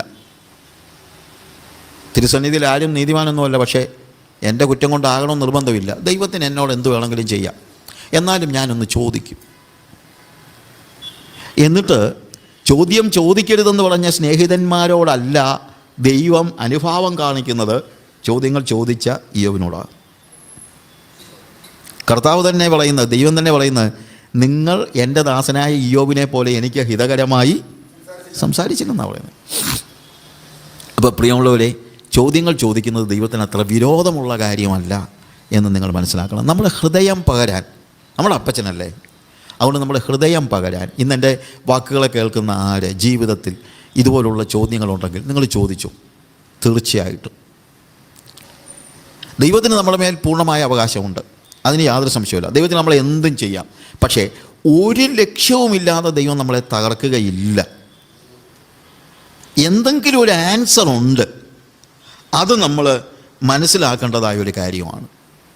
ഇപ്പോൾ ദാവീദിൻ്റെ ജീവിതത്തിൽ സംഭവിച്ച ഒരു കാര്യത്തെക്കുറിച്ച് ചില കാര്യങ്ങൾ പറയാം. ഈ ഭാഗവുമായിട്ട് ബന്ധപ്പെടുത്തി തന്നെയുള്ള ഒരു കാര്യമാണ്. ദാവീദിൻ്റെ ജീവിതത്തിൽ ഒരു വലിയ പ്രതിസന്ധി ഉണ്ടാകുന്നതായ ഒരു സന്ദർഭം നമ്മൾ 1 ശമൂവേലിൻ്റെ പുസ്തകം 30-ാം അധ്യായത്തിൽ, അതിൻ്റെ പശ്ചാത്തലം നമുക്ക് പഠിക്കണം. എങ്കിലും അത് തുടങ്ങുമ്പോൾ ദാവീദും അവൻ്റെ ആളുകളും 3-ാം ദിവസം സിക്ലാഗിലെത്തിയപ്പോൾ അമാലേക്യർ തെക്കേ ദേശവും സിക്ലാഗും ആക്രമിച്ച് സിക്ലാഗിനെ ജയിച്ച് അതിനെ തീ വെച്ച് ചുട്ടുകളഞ്ഞിരുന്നു. ദാവീദ് ഇപ്പോൾ താമസിക്കുന്ന സ്ഥലമാണ് സിക്ലാഗ്. അവിടെയുള്ള വലിയവരും ചെറിയവരുമായ സ്ത്രീകളെ പിടിച്ചുകൊണ്ട് തങ്ങളുടെ വഴിക്ക് പോയതല്ലാതെ ആരെയും കൊന്നില്ല. ദാവീദും അവൻ്റെ ആളുകളും പട്ടണത്തിലേക്ക് വന്നപ്പോൾ അത് തീ വെച്ച് ചുട്ടിരിക്കുന്നതും ഭാര്യമാരെയും പുത്രിപുത്രന്മാരെയും അടിമകളായി കൊണ്ടുപോയിരിക്കുന്നതും കണ്ടു. അപ്പോൾ ദാവീദും കൂടെയുള്ള ജനവും കരയുവാൻ ബലമില്ലാതാകുവോളം കരഞ്ഞു. ഇസ്രായേൽക്കാരത്തി അഹിനോവാം, കർമ്മേൽക്കാരൻ നാബാലിൻ്റെ ഭാര്യയായിരുന്ന അബീഗയിൽ എന്നീ ദാവീദിൻ്റെ 2 ഭാര്യമാരെയും അവർ പിടിച്ചുകൊണ്ടുപോയിരുന്നു. ദാവീദ് വലിയ കഷ്ടത്തിലായി. ജനത്തിൽ ഓരോരുത്തൻ്റെ ഹൃദയം താന്താൻ്റെ പുത്രന്മാരെയും പുത്രിമാരെയും കുറിച്ച് വ്യസനിച്ചിരിക്കൊണ്ട് അവനെ കല്ലെറിയണമെന്ന് ജനം പറഞ്ഞു. നോക്ക്, ദാവീദ് സിക്ലാഗിലായിരുന്നപ്പോൾ അതിൻ്റെ പശ്ചാത്തലം നമ്മൾ മനസ്സിലാക്കുമ്പോൾ അതിൻ്റെ 27-ാം അധ്യായത്തിൽ ദാവീദ് സിക്ലാഗിൽ വരേണ്ട കാര്യം എന്താണെന്നുള്ളത് നമ്മളൊന്ന് ആലോചിക്കുക. സിക്ലാഗ് എന്ന് പറയുന്നത് ഇസ്രായേലിലെ രാജ്യമല്ല, ശരിക്കും ഇതൊരു ഫെലിസ്തീയ പട്ടണമാണ്. ഞാൻ പറഞ്ഞ മനസ്സിലാക്കണം. ഇത് ദാവീദിൻ്റെ രാജ്യമല്ല, ദാവീദിൻ്റെ നാടല്ല. ഇനി ചില രാജ്യങ്ങളൊക്കെ ദാവീദ് പിടിച്ചടക്കിയിട്ടുണ്ട്. അങ്ങനെ ദാവീദ് പിടിച്ചടക്കിയ രാജ്യമല്ല. സിക്ലാഗ് ദാവീദ് ആക്രമിച്ച് കീഴടക്കിയ രാജ്യം അല്ല. പിന്നെ എങ്ങനെ ഇവൻ ഈ ഫെലിസ്തീയ രാജാവിൻ്റെ അടുത്ത് വന്നത്? അല്ലെങ്കിൽ ഈ സിക്ലാഗിൽ ഇവൻ താമസിക്കാൻ കാര്യം എന്താണ്? അവിടെ നമ്മളൊന്ന് നോക്കണം. 1 ശമൂവേൽ 27-ാം അധ്യായം.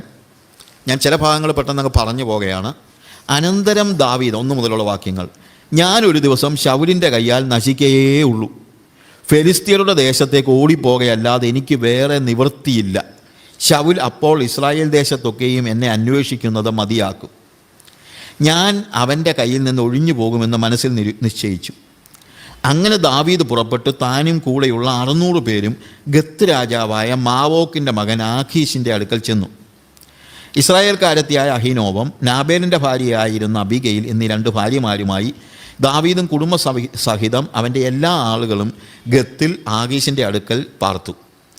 ദാവീദ് ഗത്തിലേക്ക് ഓടിപ്പോയി എന്ന് ശൗലിന് അറിവ് കിട്ടി. അവൻ പിന്നെ അവനെ അന്വേഷിച്ചതുമില്ല. ദാവീദ് ആഖീഷിനോട്, നിനക്ക് എന്നോട് കൃപയുണ്ടെങ്കിൽ നാട്ടുംപുറത്ത് ഒരു ഊരിൽ എനിക്ക് ഒരു സ്ഥലം കൽപ്പിച്ചു തരുവിക്കണം. അവിടെ ഞാൻ പാർത്തുകൊള്ളാം. രാജനഗരത്തിൽ നിൻ്റെ അടുക്കൽ അടിയൻ പാർക്കുന്നത് എന്തിന് എന്ന് പറഞ്ഞു. ആഖീഷ് അന്ന് തന്നെ അവന് സിക്ലാഗ് കൽപ്പിച്ചു കൊടുത്തു. അതുകൊണ്ട് സിക്ലാഗ് ഇന്നുവരെയും യഹൂദ രാജാക്കന്മാർക്കുള്ളതായിരിക്കുന്നു. ദാവീദ് ഫെലിസ്ത്യ ദേശത്ത് പാർത്ത കാലം 1 ആണ്ടും 4 മാസവും ആയിരുന്നു. നോക്കുക, ദാവീദ് ഈ സിക്ലാഗിൽ പോയി താമസിക്കുന്നത് അവനത് പിടിച്ചടക്കിയിട്ടല്ല, അവൻ്റെ രാജ്യമായിട്ടല്ല. ഇപ്പോൾ ഇവിടെ ഇവനൊരു അഭയാർത്ഥിയായിട്ടാണ് പോയി താമസിക്കുന്നത്. ഒരു അഭയാർത്ഥി, ഒരു റെഫ്യൂജിയാണ്. 26-ാമത്തെ അധ്യായത്തിൽ നമ്മൾ വായിക്കുമ്പോൾ നമുക്ക് മനസ്സിലാകുന്ന ഒരു കാര്യമുണ്ട്.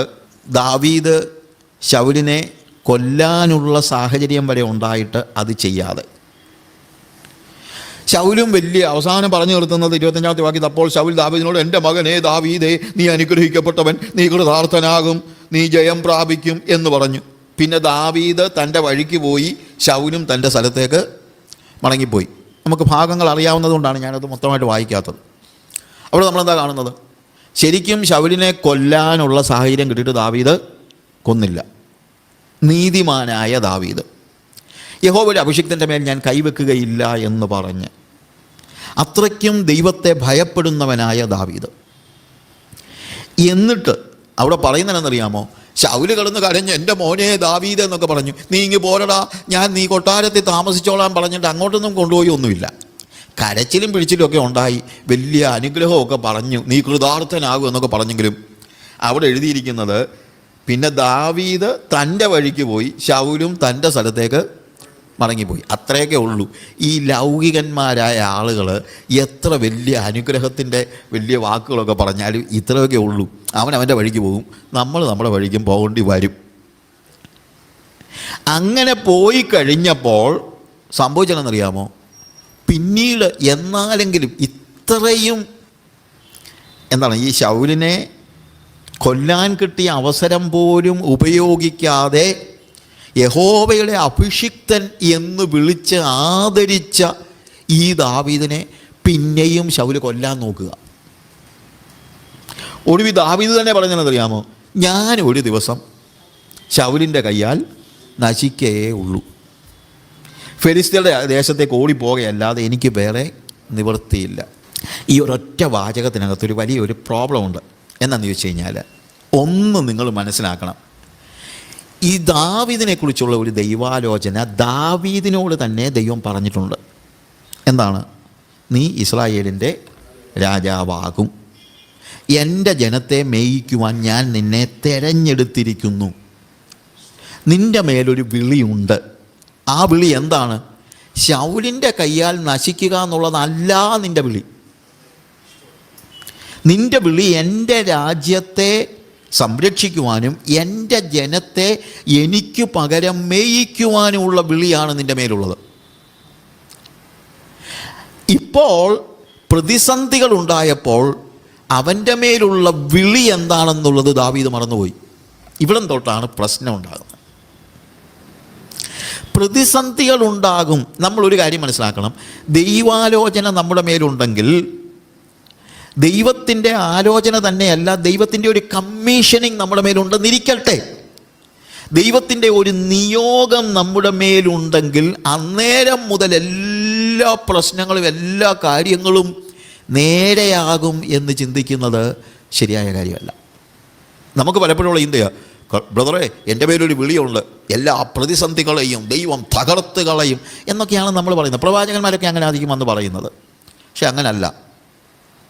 ഈ ജനതയെ മേയിക്കുവാനുള്ള, രാജാവാകുവാനുള്ള, മശിഹയുടെ പൂർവികനാകുവാനുള്ള നിയോഗം പ്രാപിച്ചവനായ ദാവീദ് ഇപ്പം ജീവന് വേണ്ടി ഓടി നടക്കേണ്ടി വരുന്ന ഒരു സ്റ്റേജുണ്ട്. ഞാൻ പറഞ്ഞ മനസ്സിലായോ? അതുകൊണ്ട് പ്രിയമുള്ളവരെ, നമ്മുടെ ജീവിതത്തിൽ ദൈവം നമ്മളെ സ്നേഹിക്കുന്നു, ദൈവം നമ്മളോട് ചില വാഗ്ദത്തങ്ങൾ നൽകിയിട്ടുണ്ട് എന്നതുകൊണ്ട് ആ നിമിഷം മുതൽ നമ്മുടെ മുമ്പിലുള്ള എല്ലാ പ്രതിസന്ധികളും ഇല്ലാതെയായിത്തീരും എന്ന് നിങ്ങൾ ചിന്തിക്കരുത്. പ്രതിസന്ധികളുണ്ടാകും, പ്രശ്നങ്ങളുണ്ടാകും, ജീവൻ പോലും നഷ്ടപ്പെടുമെന്ന നിലയിലുള്ള, ജീവൻ നഷ്ടപ്പെടുത്തൊന്നുമില്ല, അത് പേടിക്കണ്ട, ജീവൻ പോലും നഷ്ടപ്പെടുമെന്നുള്ള നിലയിലുള്ള സാഹചര്യങ്ങൾ നമ്മുടെ മുമ്പിലുണ്ടാകും. അപ്പോൾ ദൈവത്തിൻ്റെ വിളി മറന്നു പോകരുത്, ദൈവത്തിൻ്റെ ഇഷ്ടം മറന്നു പോകരുത്. ദൈവത്തിന് എന്നെക്കുറിച്ചുള്ള ലക്ഷ്യം എന്താണെന്ന് കർത്താവ് എനിക്ക് വെളിപ്പെടുത്തിയിട്ടുണ്ടെങ്കിൽ ആ വെളിപ്പാട് നഷ്ടപ്പെട്ടു പോകരുത്. നമ്മളെക്കുറിച്ചുള്ള ദൈവത്തിൻ്റെ ഉദ്ദേശ്യം എത്ര പറഞ്ഞാലും അത് നിർവഹിക്കപ്പെടും, അതിനു മുമ്പിൽ എത്ര പ്രതിസന്ധി വന്നാലും. ഹല്ലേലൂയ. ഇന്നെൻ്റെ വാക്കുകളെ കേൾക്കുമ്പോൾ ഞാൻ തകർന്നു പോകുമോ? പിശാച്, ഇത് വാസ്തവം പറഞ്ഞു കഴിഞ്ഞാൽ ഒരു മാനുഷിക ചിന്തയാണ്. മാനുഷിക ചിന്ത ഈ ലോകത്തിൻ്റെ രാജാവാണ് നമ്മുടെ മനസ്സിൽ കൊണ്ട് തരുന്നത്. ദാവീദിനോട് പിശാച് നേരിട്ട് വന്ന് പറഞ്ഞതായിരിക്കത്തില്ല, ഹ്യൂമൻ തോട്ടാണെങ്കിലും അതിൻ്റെ പിന്നിൽ ആരാ പ്രവർത്തിക്കുന്നത്? പിശാച് വന്നിട്ട് പറയുകയാണ്, നീ രാജാവ് ആകത്തില്ല, നീ ഒന്നും ആകാനൊന്നും പോകുന്നില്ല, ഒരു ദിവസം നീ ശൗലിൻ്റെ കയ്യാൽ നശിക്കയേ ഉള്ളൂ. പ്രിയമുള്ളവരെ, നമ്മുടെ ഉള്ളിൽ വരുന്ന മാനുഷിക ചിന്തകൾ, പിശാചിൻ്റെ ചിന്തകൾ, അതിന് ചെവി കൊടുക്കരുത്. ദൈവം നിന്നോട് ഒരിക്കൽ സംസാരിച്ചിട്ടുണ്ടെങ്കിൽ ഇന്നെൻ്റെ വചനം കേൾക്കുമ്പോൾ നമ്മൾ ഓർക്കണം, ദൈവം എന്നോട് പറഞ്ഞ വാഗ്ദത്തം അവൻ നിർവഹിക്കും. എത്ര പ്രതിസന്ധിയിലൂടെ ഞാൻ കടന്നു പോകേണ്ടി വന്നാലും ഞാൻ അവിശ്വസിക്കുകയില്ല. God has given me a promise. ആ പ്രോമിസ് അവൻ നിർവഹിക്കും. ഇപ്പോൾ ഒരുപക്ഷെ എൻ്റെ ജീവൻ അപകടത്തിലാണെന്നുള്ള നിലയിൽ കാര്യങ്ങൾ മുന്നോട്ട് പോവുകയാണെങ്കിലും നമ്മൾ നിരാശപ്പെടരുത്. ദാവീദിന് പറ്റിയ പ്രശ്നം അതാണ്. ദാവീദ് ഹ്യൂമൻ വേയിൽ ചിന്തിക്കാൻ തുടങ്ങി. ഞാൻ രക്ഷപ്പെടുവോ? കർത്താവ് പറഞ്ഞിട്ടുണ്ട് ഞാൻ രാജാവാകുമെന്നൊക്കെ പറഞ്ഞിട്ടുണ്ട്. പക്ഷെ മിക്കവാറും ഞാൻ ഒരു ദിവസം ശൗലിൻ്റെ കയ്യാൽ മരിക്കേ ഉള്ളൂ. ഇത് നമ്മുടെ ജീവിതത്തിൽ പലപ്പോഴും പിശാച് കൊണ്ടുവരുന്നൊരു ചിന്തയാണ്. ഞാൻ മുന്നോട്ട് പോകാൻ കഴിയുകയില്ല, എൻ്റെ വഴികളെല്ലാം അടഞ്ഞുപോയി, എനിക്കിനി യാതൊരു പ്രതീക്ഷയുമില്ല, ഞാൻ നശിക്കേ ഉള്ളൂ. ഇത് ഹ്യൂമൻ തോട്ടാണ്, മാനുഷികമായ ചിന്തയാണ്. ദൈവത്തിൻ്റെ വാഗ്ദത്തങ്ങൾ നമ്മൾ ഒരു കാരണവശാലും അതിനെ അവിശ്വസിക്കുവാൻ പാടില്ല. അങ്ങനെ ഹ്യൂമൻ തോട്ട് കയറി വന്നപ്പോൾ ഒരു ഹ്യൂമൻ സൊല്യൂഷൻ ഉണ്ടാക്കുക. ഇതാ വലിയ പ്രശ്നം. ദൈവത്തിൻ്റെ വാഗ്ദത്തത്തിൽ മുറുകെ പിടിക്കുന്നവൻ അടുത്തത് ദൈവ ആലോചനയ്ക്ക് വേണ്ടി കാത്തിരിക്കും. പക്ഷേ ദൈവത്തിൻ്റെ വാഗ്ദത്തത്തിൽ നിന്ന് മനസ്സൊന്ന് തെറ്റിയാലുണ്ടല്ലോ, അടുത്തത് അന്നേരമേ ഒരു ഹ്യൂമൻ തോട്ട് കയറി വരും, ഒരു മാനുഷിക ചിന്ത കയറി വരും. അവൻ ആദ്യം എന്ത് പറഞ്ഞു?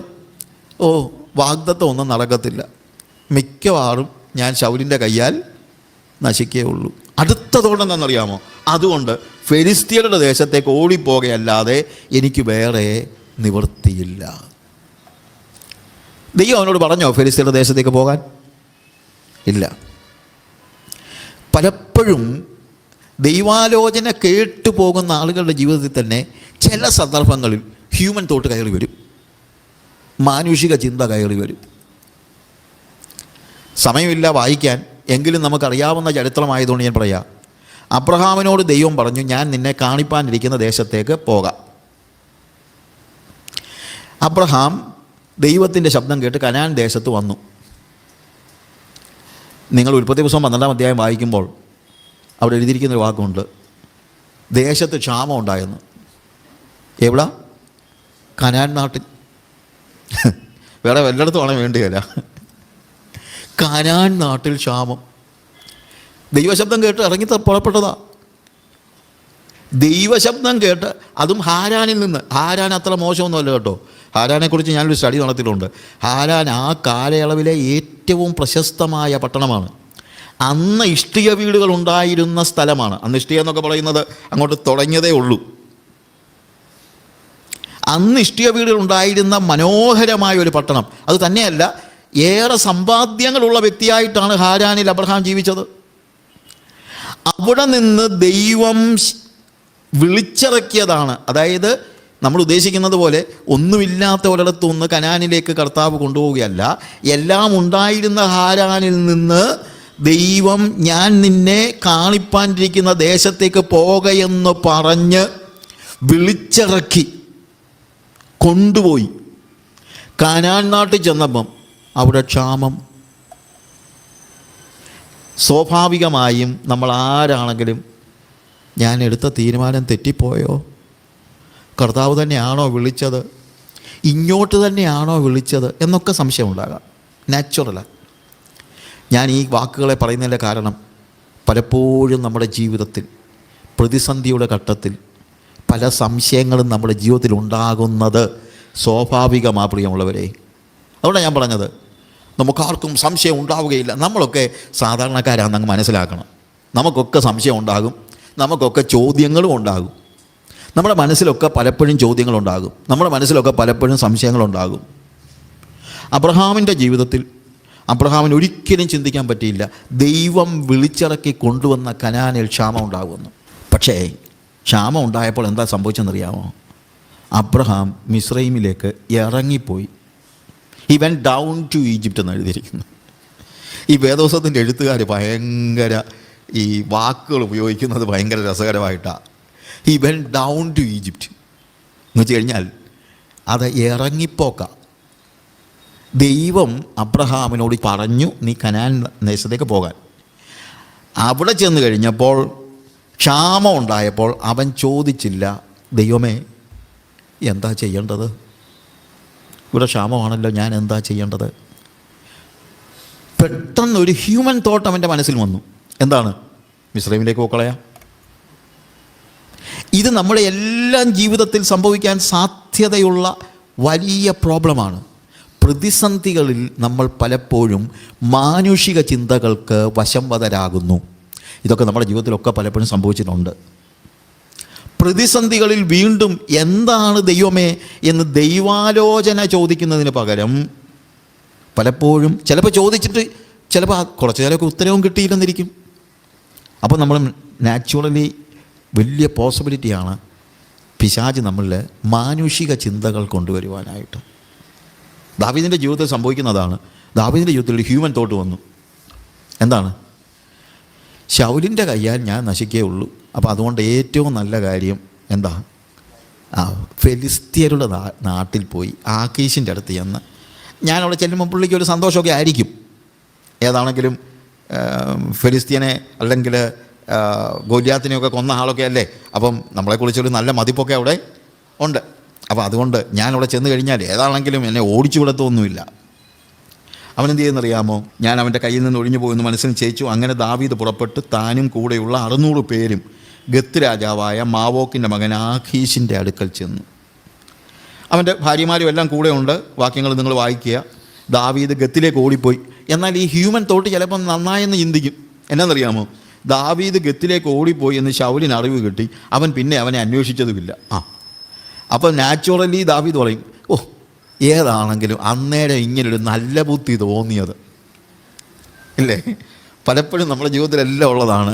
ഹ്യൂമൻ തോട്ട് ഏതെങ്കിലും നിലയിൽ ഒരു ഗുണം ചെയ്തു കഴിഞ്ഞാൽ അന്നേരം നമ്മൾ പറയും, ഏതാണെങ്കിലും അങ്ങനൊരു നല്ല ബുദ്ധി. ചിലപ്പോൾ പറയും ഒരു നല്ല ബുദ്ധി ദൈവം തോന്നിച്ചെന്ന് വേണമെങ്കിലും പറയും.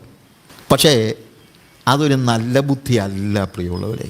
നല്ല ബുദ്ധി അല്ല നമുക്ക് വേണ്ടത്, ദൈവബുദ്ധിയാണ് വേണ്ടത്. അത് നമ്മൾ മനസ്സിലാക്കണം. അതുകൊണ്ട് എന്താ അവിടെ സംഭവിക്കുന്നത്? അവിടെ ദാവീദ് ആഖീഷിൻ്റെ അടുത്ത് ചെന്ന് അഭയാർത്ഥിയെപ്പോലെ അപേക്ഷ ചെയ്യുകയാണ്. ദാവീദിനെക്കുറിച്ച് ദൈവം ഉദ്ദേശിക്കുന്നത് അതല്ല. ഇവിടെ അവൻ ആഖീഷിനോട്, നിനക്ക് എന്നോട് കൃപയുണ്ടെങ്കിൽ, നോക്കാം വർത്തമാനമൊക്കെ കേട്ടോ, എന്തോരും ഇതാണ്, നിനക്ക് എന്നോട് കൃപയുണ്ടെങ്കിൽ നാട്ടുംപുറത്ത് ഒരു ഊരിൽ എനിക്കൊരു സ്ഥലം കൽപ്പിച്ച് തരുവിക്കണം. ഓ എന്തൊരു ഗതികളാണെന്ന് ആലോചിച്ചേ. ദൈവത്തിൻ്റെ അഭിഷേകം തലയിൽ ഇരിക്കുമ്പോൾ ഇവൻ ചെന്ന് ഒരു വിജാതീയ രാജാവിനോട് രാജ്യം വേണമെന്നൊന്നുമല്ല പറയുന്നത്, ഒരു ഇച്ചിരി സ്ഥലം, ഒരു തലചായ്ക്കാൻ ഒരു ഇച്ചിരി ഇടം തരണേ എന്നാണ് പറയുന്നത്. ഒരഭയാർത്ഥിയായിട്ട്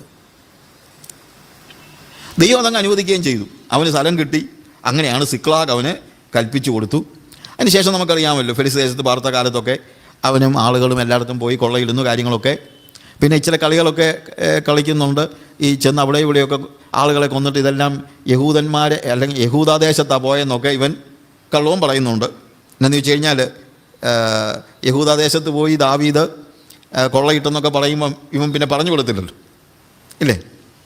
ഈ പണ്ടാരെ പറഞ്ഞതുപോലെ ഒരു തെറ്റ് ചെയ്ത് കഴിഞ്ഞാൽ ഉണ്ടല്ലോ, പിന്നെ അതിൻ്റെ പുറകെ വരുന്നതെല്ലാം ആ രീതിയിലായി പോകും. മാനുഷികമായ നിലയിൽ നമ്മൾ ഇടപെടാൻ തുടങ്ങിക്കഴിഞ്ഞാൽ പിന്നെ എല്ലാം മാനുഷിക ബുദ്ധിയിലെ കാര്യങ്ങൾ പോകത്തുള്ളൂ. ഇപ്പോൾ ഉപയോഗിക്കുന്നത് മുഴുവൻ മാനുഷിക ബുദ്ധിയാണ്. ഞാൻ പറഞ്ഞതിൻ്റെ വ്യത്യാസം മനസ്സിലായോ? ഇതൊരു വലിയൊരു പ്രശ്നമാണ് പ്രിയമുള്ളവരെ. ഉപയോഗിക്കുന്നത് മുഴുവൻ മാനുഷിക ബുദ്ധിയാണ് ദാവീദ്. അങ്ങനെ ആഖീഷിനെ എങ്ങനെയെങ്കിലും സോപ്പിട്ട്, ചില കള്ളത്തരം പറഞ്ഞാണെങ്കിലും ചില കാര്യങ്ങളൊക്കെ ആണെങ്കിലും സോപ്പിട്ട് നിൽക്കുക. അങ്ങനെ ഇരുന്നപ്പം വലിയൊരു പ്രശ്നമുണ്ട്. അതിനെന്നറിയാമോ പ്രശ്നം എന്ന് ചോദിച്ചു കഴിഞ്ഞാൽ? സമയമില്ലാത്തതുകൊണ്ട് ഞാൻ പറയട്ടെ. 28-ാം അധ്യായത്തിൽ വരുമ്പോൾ, ആ കാലത്ത് ഫെലിസ്ത്യർ ഇസ്രായേലിനോട് പടവെട്ടേണ്ടതിന് തങ്ങളുടെ സേനകളെ ഒന്നിച്ചു കൂട്ടി. നോക്കുക, ഇപ്പോൾ പ്രശ്നം എന്നറിയാമോ? ആര് തമ്മിലാ യുദ്ധം? പിന്നെയും ഫെലിസ്ത്യരും ഇസ്രായേലും തമ്മിൽ വീണ്ടും യുദ്ധമുണ്ടായി. യുദ്ധം ഉണ്ടായി കഴിഞ്ഞപ്പം ശരിക്കും ഇപ്പം വലിയൊരു പ്രതിസന്ധിയിലാണ് ദാവീദ്. എന്തോ ചെയ്യും? ആരുടെ കൂടെ നിൽക്കണം? ആഖീഷിൻ്റെ കൂടെ നിന്ന് കഴിഞ്ഞാൽ ആർക്കെതിരെ പോരാടേണ്ടി വരും? സ്വന്തം ജനതയ്ക്കെതിരെ പോരാടേണ്ടി വരും. മാനുഷിക ബുദ്ധിയിൽ ലൗകികമായി ചില കാര്യസാധ്യത്തിന് വേണ്ടി ഇറങ്ങിപ്പുറപ്പെട്ട് ചെന്നാൽ ഒടുവിൽ ദൈവത്തിൻ്റെ ആലോചനയ്ക്കും ദൈവജനത്തിനും എല്ലാം വിരോധമായി നിൽക്കേണ്ട ഒരു ഗതികേടിലേക്ക് നിങ്ങൾ വരുമെന്നുള്ളത് മറന്നു പോകരുത്. നമ്മുടെ ജീവിതത്തിൽ അത് സംഭവിക്കരുത്. എന്താണെങ്കിലും ദൈവം ഇടപെട്ട്, ഭാഗങ്ങൾ ഞാൻ നിങ്ങൾ പിന്നീട് വായിച്ചാൽ മതി. ദൈവം ഇടപെട്ട് ഏതാണെങ്കിലും ആ വലിയ പ്രതിസന്ധിയിൽ നിന്ന് ദൈവം രക്ഷിച്ചു. എങ്ങനെ രക്ഷിച്ചു? ഫെലിസ്ത്യ പ്രഭുക്കന്മാർ പറഞ്ഞു ഇവനെ കൊണ്ടുപോകാൻ പറ്റത്തില്ലെന്ന്. ആകീശ് കൂടെ കൊണ്ടുപോകാനെല്ലാം തയ്യാറായി. ഇസ്രായേലിനെതിരെ പോരാടാൻ ദാവീദിനെ തൻ്റെ മെയ്ക്കാവലാക്കുമെന്നാണ് പറഞ്ഞിരിക്കുന്നത്. അതായത് ദാവീദ് കാവൽ നിൽക്കണം. ശൗലിനെതിരെ ആകീശ് പോരാടുമ്പോൾ ദാവീദ് മെയ്ക്കാവലായി നിൽക്കണമെന്ന് പോലും ആ സാഹചര്യം വരെ ഉണ്ടായതാ. അന്നേരം എന്തോ ദൈവത്തിൻ്റെ മഹാകരുണയാൽ സാഹചര്യങ്ങൾ മാറി മറിഞ്ഞ് ഫെലിസ്ത്യ പ്രഭുക്കന്മാർ പറഞ്ഞു ഇവനെ വിശ്വസിക്കാൻ കൊള്ളത്തില്ല, അതുകൊണ്ട് ഇവനെ കൊണ്ടുപോകാൻ കഴിയുകയില്ല. അപ്പം പിന്നെ ആകീശ് പറഞ്ഞു, മക്കളെ എനിക്ക് നിന്നെ അറിയാം, നീ എൻ്റെ ഏറ്റവും അടുത്ത ആളാണ്, പക്ഷെ അവർക്ക് ഇഷ്ടമില്ല, അതുകൊണ്ട് നീ വരണ്ട. അങ്ങനെ രക്ഷപ്പെട്ടു. ദൈവം രക്ഷിച്ചു, അല്ലാതെ വേറെ ഒന്നുമില്ല. ദൈവം രക്ഷിച്ചെന്ന് പറഞ്ഞാൽ മതി, അല്ലാതെ വേറെ ഒന്നുമില്ല. അപ്പം അവിടെ കാണുന്നതെന്ന് ചോദിച്ചു കഴിഞ്ഞാൽ പിറ്റേ ദിവസം തന്നെ പൊക്കോളാനാ ആകീശ് അവനോട് പറയുന്നത്. നീ ഇവിടെ നിൽക്കുകയേ വേണ്ട, നേരെ എന്ത് ചെയ്തോളാനാണ് പറയുന്നത്, പെട്ടെന്ന് തന്നെ നീ പൊക്കോളുക എന്നുള്ളതാണ് പറയുന്നത്. അവിടെ നമ്മൾ താഴോട്ട് വായിക്കുമ്പോൾ 1-ാമത്തെ അധ്യായത്തിൽ തന്നെ ദാവീദ് ആകീശിനോട് അടിയൻ എന്ത് ചെയ്യുന്നു ഇത് കണ്ടറിയുവാൻ എന്നെല്ലാം പറഞ്ഞു കഴിഞ്ഞിട്ട് താഴെ ഫെലിസ്ത്യർ ഒന്നിച്ചുകൂടി ശൂനമിൽ പാളയം ഇറങ്ങി, ശൗലും എല്ലാ ഇസ്രായേലും ഒന്നിച്ച് ഗിൽബോവയിൽ. അവിടെ വെച്ച് ഏറ്റവും ഒടുവിൽ നമ്മൾ കാണുന്നത് 4-ാം വാക്യത്തിലല്ലേ? എന്നാൽ ഫെലിസ്ത്യ പ്രഭുക്കന്മാർ അവനോട് കോപിച്ചു, നീ അവന് കൽപ്പിച്ചു കൊടുത്ത സ്ഥലത്തേക്ക് പോയിക്കൊള്ളുവാൻ അവനെ മടക്കി അയക്കുക, അവൻ നമ്മോടുകൂടെ യുദ്ധത്തിന് പോരരുത് പറഞ്ഞതുകൊണ്ട് എന്ത് സംഭവിക്കുന്നത്? താഴെ ആകീശ് ദാവീദിനെ വിളിച്ചിട്ട് പറഞ്ഞു, നീ പരമാർത്ഥിയും പാളയത്തിൽ എന്നോടുകൂടെയുള്ള നിൻ്റെ ഗമനാഗമനങ്ങൾ എനിക്ക് ബോധിച്ചതുമാകുന്നു. നീ നിൻ്റെ അടുക്കൽ വന്ന നാൾ മുതൽ ഇന്നുവരെ ഞാൻ നിൻ്റെ ഒരു ദോഷവും കണ്ടിട്ടില്ല. എന്നാൽ പ്രഭുക്കന്മാർക്ക് നിന്നെ ഇഷ്ടമില്ല. ആകയാൽ നീ ചെയ്യുന്നത് ഫെലിസ്ത്യ പ്രഭുക്കന്മാർക്ക് അനിഷ്ടമായി തോന്നാതിരിക്കേണ്ടതിന് സമാധാനത്തോടെ മടങ്ങിപ്പോയിക്കൊള്ളുക എന്ന് പറഞ്ഞു. പിന്നെ 30-ാം അധ്യായത്തിൽ വരുമ്പോഴത്തേക്ക് ദാവീദും അവൻ്റെ ആളുകളും 3-ാം ദിവസം സിക്ലാഗിലെത്തി. തിരിച്ചു വന്നപ്പോഴാണ് പ്രശ്നം. തിരിച്ചു വന്നപ്പോൾ സിക്ലാഗിൽ ആരുമില്ല. ദാവീദിൻ്റെ പടയാളികളോ അല്ലെങ്കിൽ അവൻ്റെ ആളുകളും 3-ാം ദിവസം വന്നെത്തിയപ്പോൾ അവിടെ അമാലേക്യർ തെക്കേ ദേശവും സിക്ലാഗും ആക്രമിച്ച സിക്ലാഗിനെ ജയിച്ച് അതിനെ തീ വെച്ച് ചുട്ടുകളഞ്ഞു. അവിടെയുള്ള വലിയവരും ചെറിയവരുമായ സ്ത്രീകളെ പിടിച്ചുകൊണ്ടുപോയി, തങ്ങളുടെ വഴിക്ക് പോയി. ആരെയും കൊന്നില്ല. ദാവീദും അവൻ്റെ ആളുകളും പട്ടണത്തിൽ വന്നപ്പോൾ അത് തീ വെച്ച് ചുട്ടിരിക്കുന്നതും ഭാര്യമാരെയും പുത്രിപുത്രന്മാരെയും അടിമകളായി കൊണ്ടുപോയിരിക്കുന്നതും കണ്ടു. നോക്ക്. അപ്പോൾ ദൈവത്തിൻ്റെ അഭിഷിക്തനായ ദാവീദിൻ്റെ ജീവിതത്തിൽ ഒരിടത്താവളം പോലെ സിക്ലാഗിൽ അവൻ വന്ന് താമസിച്ചു. സിക്ലാഗിൽ വന്ന് താമസിച്ച് കഴിഞ്ഞപ്പോൾ യുദ്ധം ഉണ്ടായി. യുദ്ധത്തിൽ നിന്ന് രക്ഷപ്പെട്ട് ഇവിടെ വന്നു കഴിഞ്ഞപ്പോഴെന്താണ്, അവൻ്റെ ഭാര്യമാർ, അവൻ്റെ പുത്രിമാർ, അവൻ്റെ മാത്രമല്ല 600 ആളുകളുടെ പുത്രീപുത്രന്മാരെയും ഭാര്യമാരെയും എല്ലാം അമാലേക്യർ വന്ന് പിടിച്ചുകൊണ്ട് പോയി. എല്ലാം കയ്യിലുണ്ടായിരുന്നതെല്ലാം എടുത്തുകൊണ്ട് പോയി. അപ്പോൾ ദാവീദും കൂടെയുള്ള ജനവും കരയാൻ ബലമില്ലാതാകുവോളം കരഞ്ഞു. എന്തോ ചെയ്യും, വേറെ ഒന്നും ചെയ്യാൻ കഴിയുന്നില്ല. അവൻ്റെ ഭാര്യമാരെയും കൊണ്ടുപോയി. ദാവീദ് വലിയ കഷ്ടത്തിലായി. അതിനകത്ത് ഏറ്റവും വലിയ തമാശ, ജനത്തിൽ ഓരോരുത്തൻ്റെ ഹൃദയം താന്താൻ്റെ പുത്രന്മാരെയും 6-ാമത്തെ വാക്യത്തിൽ പുത്രിമാരെയും കുറിച്ച് വ്യസനിച്ചിരിക്കുന്നുണ്ട്. അവനെ കല്ലെറിയണമെന്ന് ജനം പറഞ്ഞു.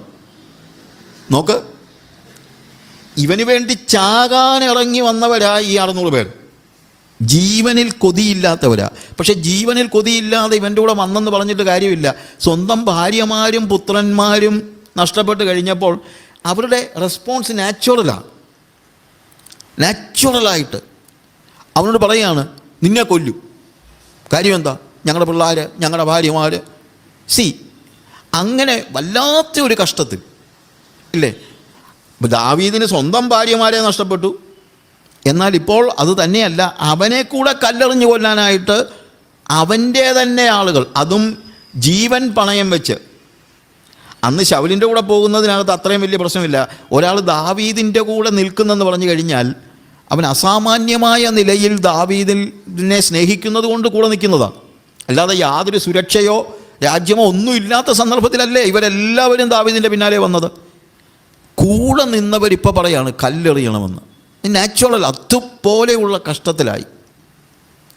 എന്നാൽ ഇങ്ങനെ ഒരു കഷ്ടത്തിലായപ്പോൾ സംഭവിച്ച ഒരു പ്രധാനപ്പെട്ട കാര്യം എന്നറിയാമോ? ദാവീദ് തൻ്റെ ദൈവമായ യഹോവയിൽ ധൈര്യപ്പെട്ടു.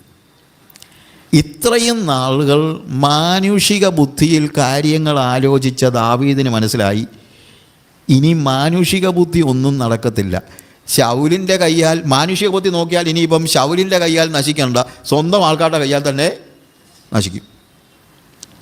അപ്പോൾ അവൻ എന്ത് ചെയ്തു? അതാണ് അടുത്തത് 7-ാമത്തെ വാക്യത്തിൽ. ദാവീദ് അഹിമേലെക്കിൻ്റെ മകനായ അബ്യാഥാർ പുരോഹിതനോട് ഏഫോദ് ഇവിടെ കൊണ്ടുവരിക എന്ന് പറഞ്ഞു. അബ്യാഥാർ ഏഫോദ് ദാവീദിൻ്റെ അടുക്കൽ കൊണ്ടുവന്നു. അപ്പോൾ ഇവിടെ ഈ സിക്ലാഗിൽ ഉണ്ടായിരുന്ന കാലത്തിലും അതിനു മുമ്പും ആര് കൂടെയുണ്ട്? അബ്യാഥാർ പുരോഹിതൻ കൂടെയുണ്ട്, ഏഫോദ് കൂടെയുണ്ട്. ദൈവാലോചന അറിയാനുള്ള എല്ലാ മാർഗവും അന്നും ഉണ്ടായിരുന്നു. പക്ഷേ ശൗൽ ഓടിച്ചിട്ട് കൊല്ലാൻ നോക്കിയപ്പോൾ പുരോഹിതനുണ്ടെന്നുള്ള കാര്യവും മറന്നുപോയി, ഏഫോദ് ഉണ്ടെന്നുള്ള കാര്യവും മറന്നുപോയി, മാനുഷിക ആലോചനയ്ക്ക് വശംവദനായി. എന്നാൽ ഇപ്പോൾ ഒരു ചുവട് പോലും മുന്നോട്ട് വെക്കാൻ പറ്റില്ല എന്ന് മനസ്സിലായപ്പോൾ അതിൻ്റെ ഗുണമെന്നറിയാമോ? തൻ്റെ ദൈവമായ യഹോവയിൽ ധൈര്യപ്പെട്ടു. മാനുഷിക ബുദ്ധി നോക്കിയില്ല. എന്നിട്ട് പറയുകയാണ്, ഇനി ഞാൻ ദൈവത്തോട് ചോദിച്ചിട്ടേ എന്തും ചെയ്യത്തുള്ളൂ. അബ്യാഥാർ പുരോഹിതൻ എവിടെയാ? വരാൻ പറ, നമുക്ക് ചോദിക്കാം. കർത്താവേ, ഞാൻ എന്താ ചെയ്യേണ്ടത്?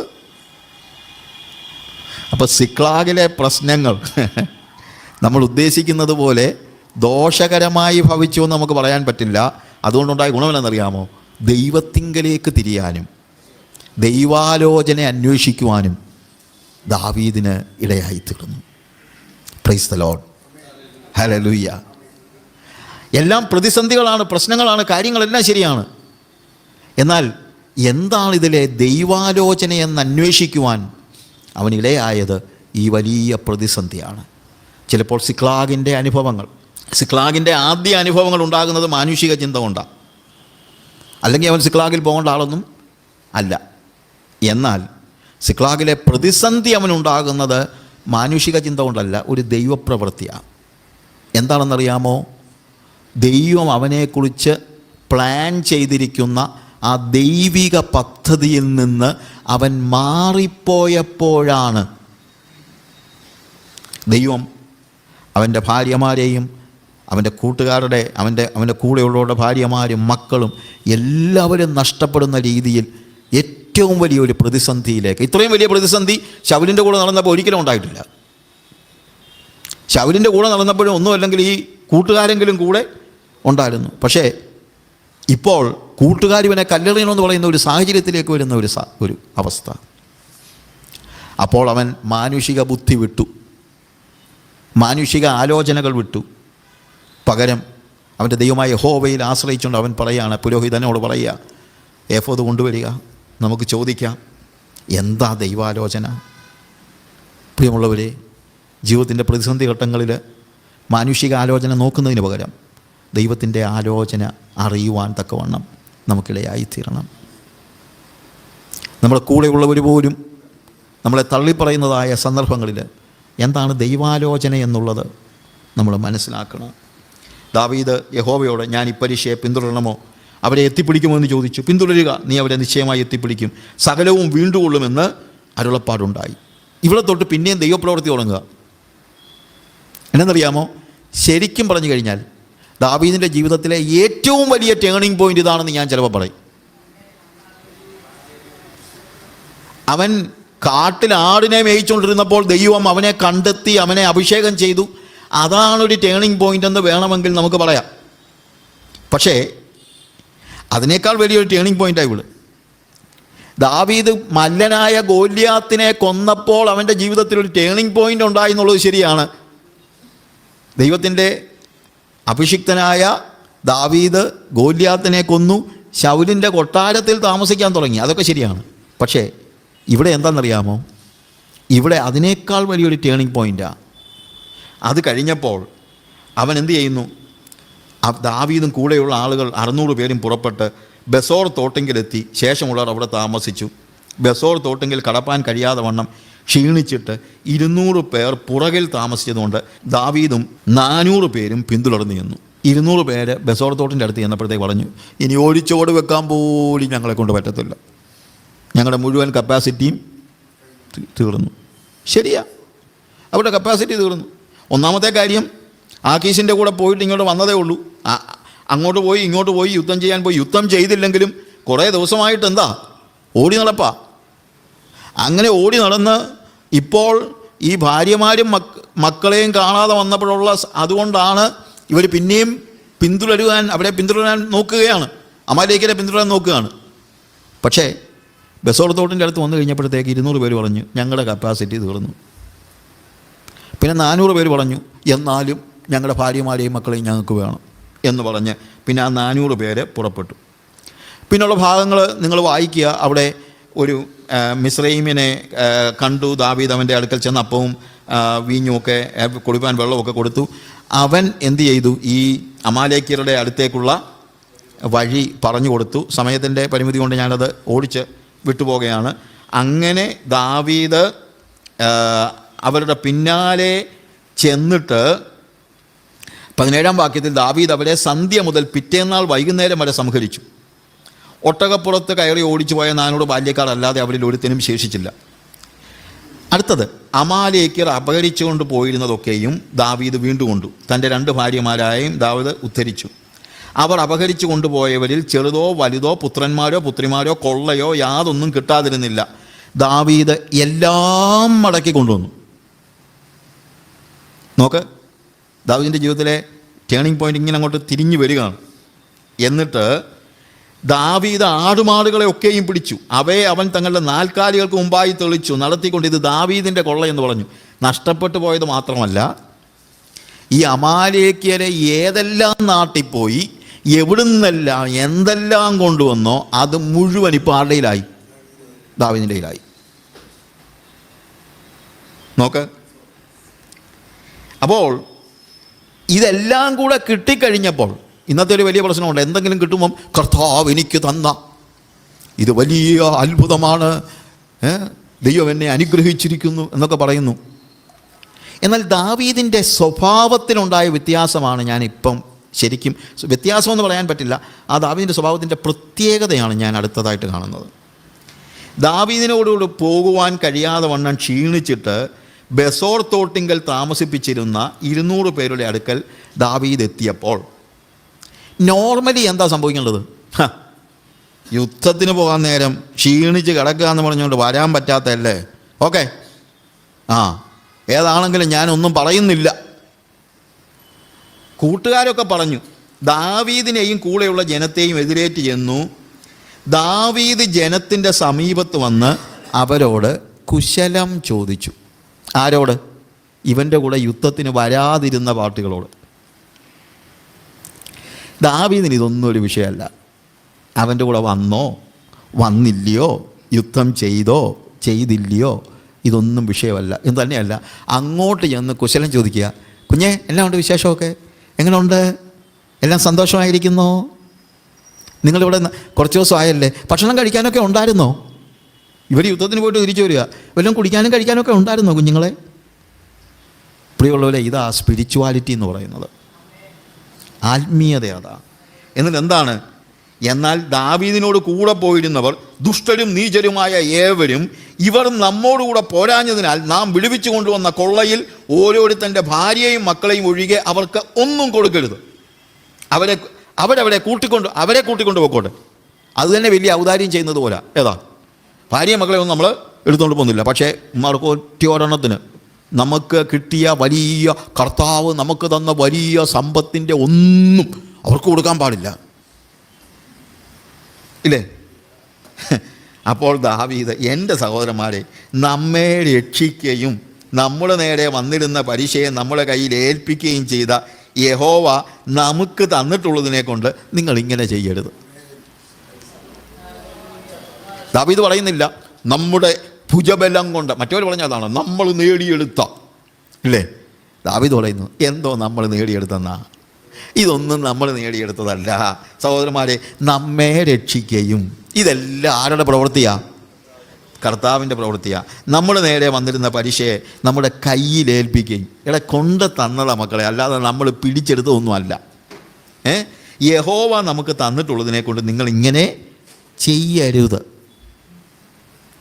പ്രതികാരം ചെയ്യാനുള്ള പ്രതികാരമൊന്നും വേണ്ട, ഇത് വലിയ പ്രതികാരമൊന്നുമല്ല. മക്കളെയും ഭാര്യമാരെയും ഒക്കെ കൊടുത്തേക്കാമെന്ന് പറയുന്നത് തന്നെ ഔദാര്യമാണെന്നാ. നാച്ചുറലി അത് ഔദാര്യമല്ലേ? ഹ്യൂമൻ വേയിൽ ആലോചിച്ചാൽ ഒരു കാര്യം ഞാൻ പറയാം, ഹ്യൂമൻ വേയിൽ പോകുന്നവരെല്ലാം ആലോചിക്കുന്നത് മാനുഷിക രീതിയിലായിരിക്കും. എന്നാൽ ദൈവാലോചന കേട്ട് ദൈവത്തിൻ്റെ ആലോചന അനുസരിച്ച് പോയിട്ട് വരുന്നവൻ്റെ മനസ്സിൽ ആ ദൈവികതയായിരിക്കും നിവർന്നു നിൽക്കുന്നത്. അവൻ പറയുക, അവർ 200 പേര് പാവങ്ങൾ വരാൻ പറ്റാതെ ഇവിടെ കിടന്നു പോട്ടെ, അത് സാരമില്ല, നമ്മൾ കൊണ്ടുവന്നതിനകത്ത് നമുക്കുള്ളതുപോലെ ഒരു പങ്ക് അവർക്കും കൊടുക്കണം. അവിടെ എഴുതിയിരിക്കുന്നത് ഈ കാര്യത്തിൽ നിങ്ങളുടെ വാക്ക് ആര് സമ്മതിക്കും?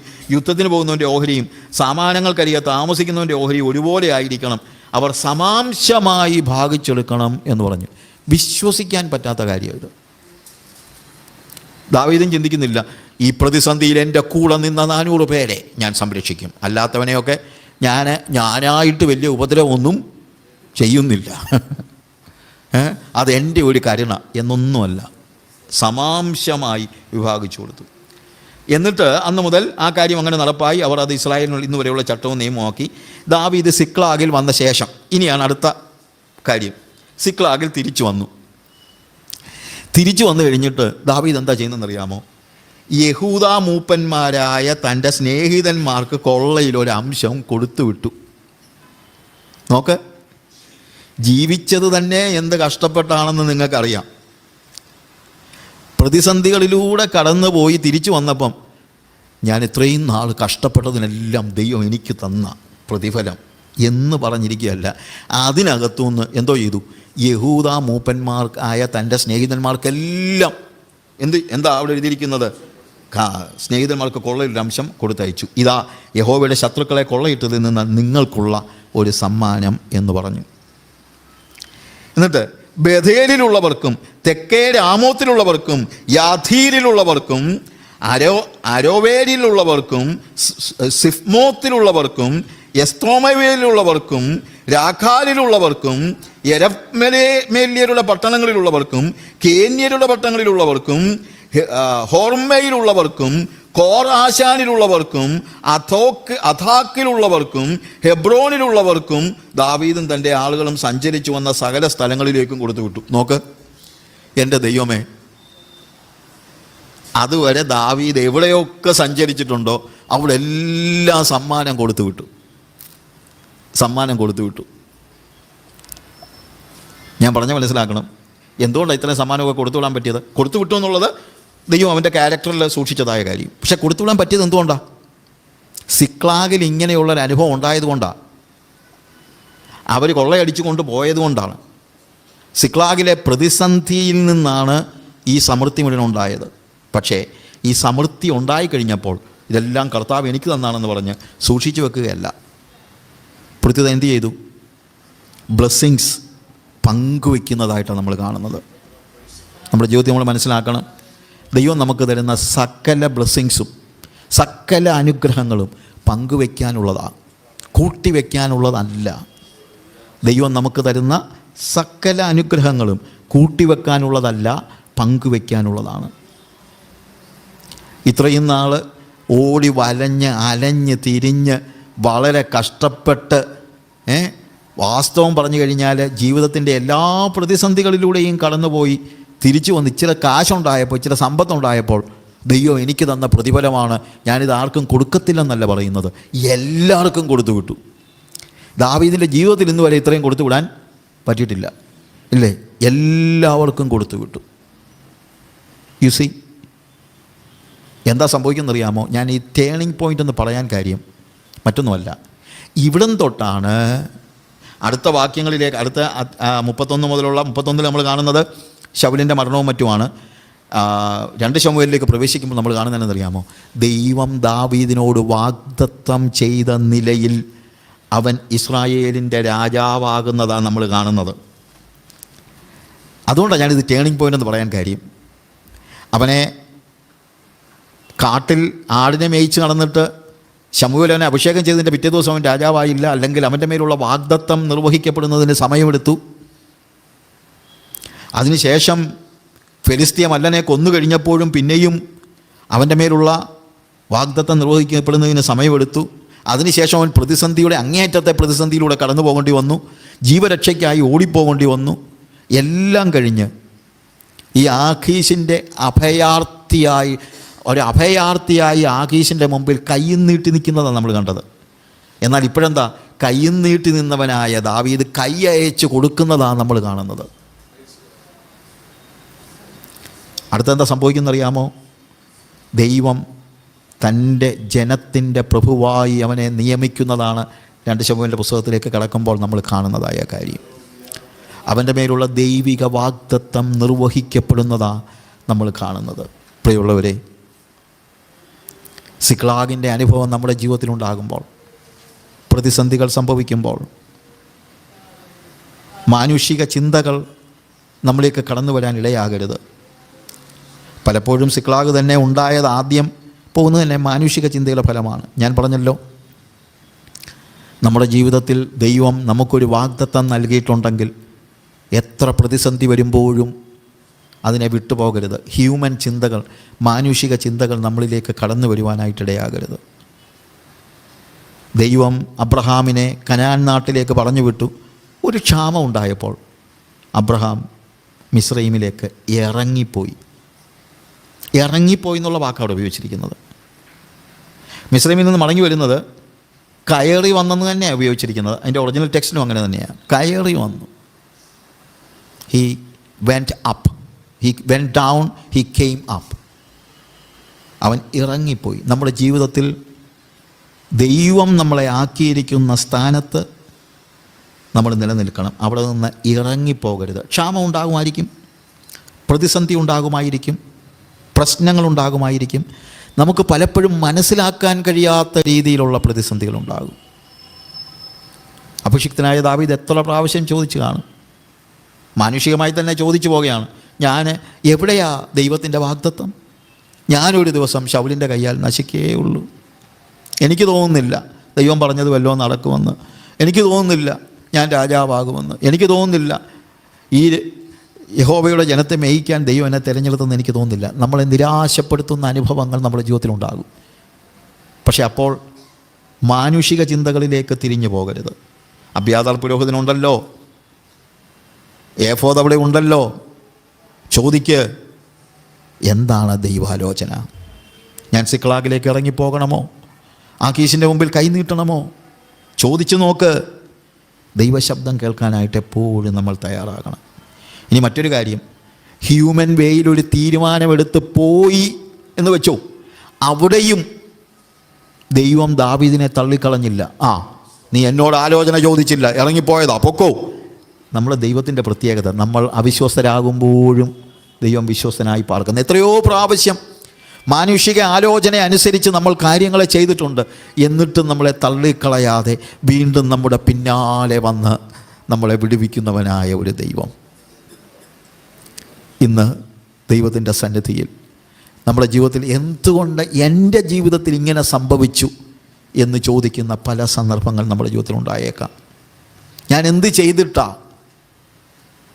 ഒരു പക്ഷേ ദാവീദ് പറഞ്ഞു കാണും, എൻ്റെ കയ്യിൽ ഒരു കുന്തമിരിക്കെ ഒരു കുത്തുകൊണ്ട് എനിക്ക് ഈ ശൗലിനെ കൊല്ലാൻ കഴിയുമായിരുന്നിട്ടും യഹോവയുടെ അഭിഷിക്തൻ്റെ മേൽ കൈവെക്കുകയില്ല എന്ന് പറഞ്ഞു പോയ നീതിമാനായ ഞാനാണോ ഇന്നൊരു അഭയാർത്ഥിയെപ്പോലെ നിൽക്കേണ്ടി വരുന്നതെന്നൊക്കെ ചോദ്യം ഉണ്ടായേക്കാം. നമ്മൾ വളരെ നീതിയോടെ കാര്യങ്ങൾ ചെയ്തിട്ടും നമ്മുടെ മുമ്പിലുള്ള വാഗ്ദത്തം നിർവഹിക്കപ്പെടുന്നതിന് യാതൊരു സാധ്യതയും കാണാതെ നമ്മൾ പ്രതിസന്ധിയിലായ അനേക സന്ദർഭങ്ങൾ നമ്മുടെ ജീവിതത്തിൽ ഉണ്ടായെന്നിരിക്കും. അപ്പോഴും ദൈവാലോചന തിരക്കണം, മാനുഷിക ചിന്തകളിലേക്ക് പോകരുത്. ഇനി നമ്മുടെ ജീവിതത്തിൽ മാനുഷിക ചിന്തകൾ നമ്മളെ തളർത്തിക്കളഞ്ഞ സാഹചര്യങ്ങളിൽ ഏതെങ്കിലും തീരുമാനം മാനുഷികമായി എടുത്തിട്ടുണ്ടെങ്കിൽ ആദ്യമൊക്കെ ചിന്തിച്ച് കാണും, സിക്ലാഗെങ്കിൽ സിക്ലാഗ്, യെരൂശലേം ഒന്നും ഭരിക്കാൻ പറ്റിയില്ലെങ്കിലും ഭരിക്കാനേ പറ്റിയില്ലെങ്കിലും സിക്ലാഗിലെ കഞ്ഞി കുടിച്ച് കിടക്കാമല്ലോ എന്നൊക്കെ ചിന്തിച്ച് കാണും. പക്ഷേ അങ്ങനെ ആകീശിൻ്റെ അഭയാർത്ഥിയായി ജീവിക്കാനല്ല ദൈവം നിന്നെ വിളിച്ചിരിക്കുന്നത്. ദൈവം നിന്നെ വിളിച്ചിരിക്കുന്നത് നിൻ്റെ മേലുള്ള ദൈവത്തിൻ്റെ വിളി എന്താണെന്നുള്ള നല്ല ബോധ്യം നമുക്കുണ്ടായിരിക്കണം. എഫെസ്യർ ലേഖനം 1-ാം-അധ്യായം 17 മുതലുള്ള വാക്യങ്ങൾ വായിക്കുമ്പോൾ നമുക്കറിയാമല്ലോ, തൻ്റെ വിളിയാലുള്ള ആശ ഇന്നതെന്ന് നിങ്ങൾ തിരിച്ചറിയണം. എന്നെക്കുറിച്ചുള്ള ദൈവാലോചന എന്താണ്? അതിന് തടസ്സമായി നിൽക്കുന്ന എന്ത് കാര്യങ്ങളുണ്ടെങ്കിലും മാനുഷികമായി ഒരു തീരുമാനമെടുക്കുകയല്ല പ്രത്യുത. ആ ഏഫോദ് കൊണ്ടുവരിക, ദൈവത്തോട് ആലോചന ചോദിക്കുക, ദൈവശബ്ദം കേൾക്കുക, ദൈവം പറയുന്നത് കേൾക്കുക. ഹല്ലേലൂയ. സിക്ലാഗിൽ എല്ലാം പ്രതികൂലമാകുമ്പോൾ കൂടെ നിൽക്കുന്നവർ പോലും കല്ലെറിയണമെന്ന് പറയുന്നതായ സാഹചര്യത്തിൽ നമ്മൾ മാനുഷികമായി തിരിഞ്ഞു പോവുകയല്ല പ്രത്യുത. എന്താണ് ദൈവത്തിന് എന്നോട് സംസാരിക്കാനുള്ളത്? എന്താണ് ദൈവത്തിന് എന്നോട് പറയാനുള്ളത്?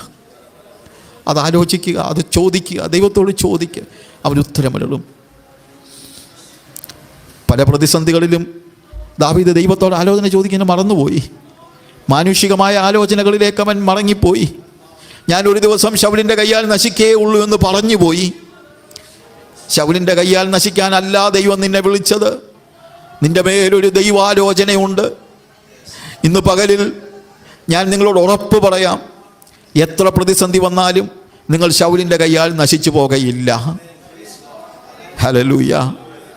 ഒരുപക്ഷെ മാനുഷികമായി എല്ലാം നഷ്ടപ്പെട്ടു പോയി എന്ന് ചിന്തിക്കുന്നതായ സാഹചര്യത്തിലും യഹോവയിൽ ധൈര്യപ്പെടുക, അവനോട് ആലോചന ചോദിക്കുക. ഇന്ന് പകലിൽ നമുക്ക് അങ്ങനെ ഒരു തീരുമാനമെടുക്കാൻ കഴിയുമോ? നമ്മുടെ ജീവിതത്തിൽ മാനുഷികമായി പലപ്പോഴും നമ്മൾ തീരുമാനമെടുത്ത് നഷ്ടമായിട്ടുണ്ട്, പ്രശ്നങ്ങളായിട്ടുണ്ട്. എന്നാൽ അപ്പോഴും നമ്മളെ കൈവിടാത്തവനായ ഒരു ദൈവം, സിക്ലാഗിൽ പോലും നമ്മളെ കൈവിടാത്തവനായ ഒരു ദൈവം. ഹല്ലേലൂയ. ഒരാളുടെ മുമ്പിൽ അഭയാർത്ഥിയായി നിൽക്കേണ്ടി വന്ന ദാവീദ് ഇപ്പോൾ അവൻ്റെ സമൂഹത്തിലേക്കെല്ലാം അവൻ സഞ്ചരിച്ച സകല സ്ഥലങ്ങളിലേക്കും സമ്മാനങ്ങൾ കൊടുത്തുവിടുന്ന നിലയിൽ, മാനുഷികമായി സാമ്പത്തിക കാര്യം മാത്രമൊന്നുമല്ല ഞാൻ പറയുന്നത്, മറ്റുള്ളവരുടെ മുമ്പിൽ കൈനീട്ടി നിന്ന ദാവീദിനെ ഇപ്പോൾ മറ്റുള്ളവർക്ക് നേരെ കൈകൾ തുറന്നു കൊടുക്കുവാൻ ദൈവം അവനെ ഉപയോഗിക്കുന്നു. തന്നെയല്ല അവൻ്റെ ജീവിതത്തിലെ ഏറ്റവും വലിയ പ്രത്യേകത, അടുത്ത അധ്യായത്തിലേക്ക് കയറുമ്പോൾ നമ്മൾ കാണുന്നത് അവനെ രാജാവായിട്ട്, ആദ്യം യഹൂദ ജനതയും പിന്നീട് ഇസ്രായേലൊക്കെയും അവനെ രാജാവായിട്ട് തിരഞ്ഞെടുക്കുന്നു. അവൻ്റെ മേലുള്ള ദൈവാലോചന നിർവഹിക്കപ്പെടുന്നതാണ് നമ്മൾ കാണുന്നത്. ഒരു നിമിഷം നമ്മുടെ കണ്ണുകളെ അടയ്ക്കാം. Oh Jesus, hallelujah. കർത്താവേ, ഞങ്ങളുടെ ജീവിതത്തിൽ പലപ്പോഴും എന്തുകൊണ്ട് എന്ന് ഞങ്ങൾ ചോദിച്ചിട്ടുണ്ട്. പലപ്പോഴും മാനുഷിക നിലയിൽ നീ ഞങ്ങളുടെ മേൽ പകർന്നിരിക്കുന്ന ആ അഭിഷേകം അത് നടക്കുമോ എന്ന് ഞങ്ങൾക്ക് സംശയം തോന്നിയിട്ടുണ്ട്. ഒരു ദിവസം ശൗലിൻ്റെ കയ്യാൽ നശിക്കേ ഉള്ളൂ എന്നൊക്കെ പറയത്തക്ക നിലയിൽ ഞങ്ങളുടെ ജീവിതത്തിൻ്റെ സാഹചര്യങ്ങൾ വന്നപ്പോൾ മാനുഷിക നിലയിലേക്ക് മാറിപ്പോകുവാനുള്ള ടെൻഡൻസി പലപ്പോഴും ഞങ്ങൾക്കുണ്ടായിട്ടുണ്ട്. പലപ്പോഴും സിക്ലാഗിൻ്റെ അനുഭവങ്ങൾ ഞങ്ങൾക്കുണ്ടായിട്ടുണ്ട്. എന്നാൽ കർത്താവേ, ഇന്ന് ഈ പകലിൽ ഞങ്ങൾ ഇനി മാനുഷിക ചിന്തയിലേക്ക് പോകയില്ല എന്നൊരിക്കലൂടെ തീരുമാനിക്കുന്നു. കർത്താവേ, ഞങ്ങൾക്ക് വേണ്ടി ഉത്തരമരുളുവാൻ, ഞങ്ങൾക്ക് വേണ്ടി ദൈവത്തിൻ്റെ ആലോചന പറഞ്ഞു തരുവാൻ ദൈവം ഞങ്ങൾക്ക് വേണ്ടി ഒരുക്കിയിരിക്കുന്ന മുഖാന്തരങ്ങൾക്കായി ഞങ്ങൾ അങ്ങേക്ക് സ്തോത്രം ചെയ്യുന്നു.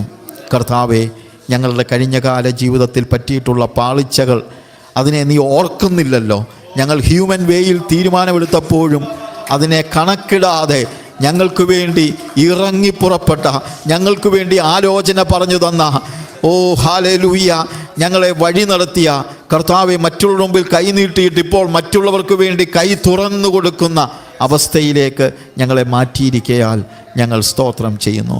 കർത്താവേ, ഞങ്ങളുടെ മേലുള്ള നിൻ്റെ അഭിഷേകം അത് നശിച്ചു പോകുന്നതല്ല എന്ന് ഞങ്ങൾ ഉറച്ചിരിക്കുന്നു. നീ ഞങ്ങൾക്ക് വേണ്ടി ഒരുക്കിയിരിക്കുന്നത് ഒരാൾക്കും എടുത്തു കളയുവാൻ കഴിയുകയില്ല. ശൗലിനതിനെ എടുത്തു കളയുവാൻ കഴിയുകയില്ല, ആഖീസിനതിനെ എടുത്തു കളയുവാൻ കഴിയുകയില്ല, ഫെലിസ്ത്യ പ്രഭുക്കന്മാർക്ക് അതിനെ എടുത്തു കളയുവാൻ കഴിയുകയില്ല. ദൈവമേ, നിൻ്റെ സന്നിധിയിലേക്ക് ഞങ്ങൾ ഒരിക്കലുള്ള ഞങ്ങളെ തന്നെ സമർപ്പിക്കുന്നു.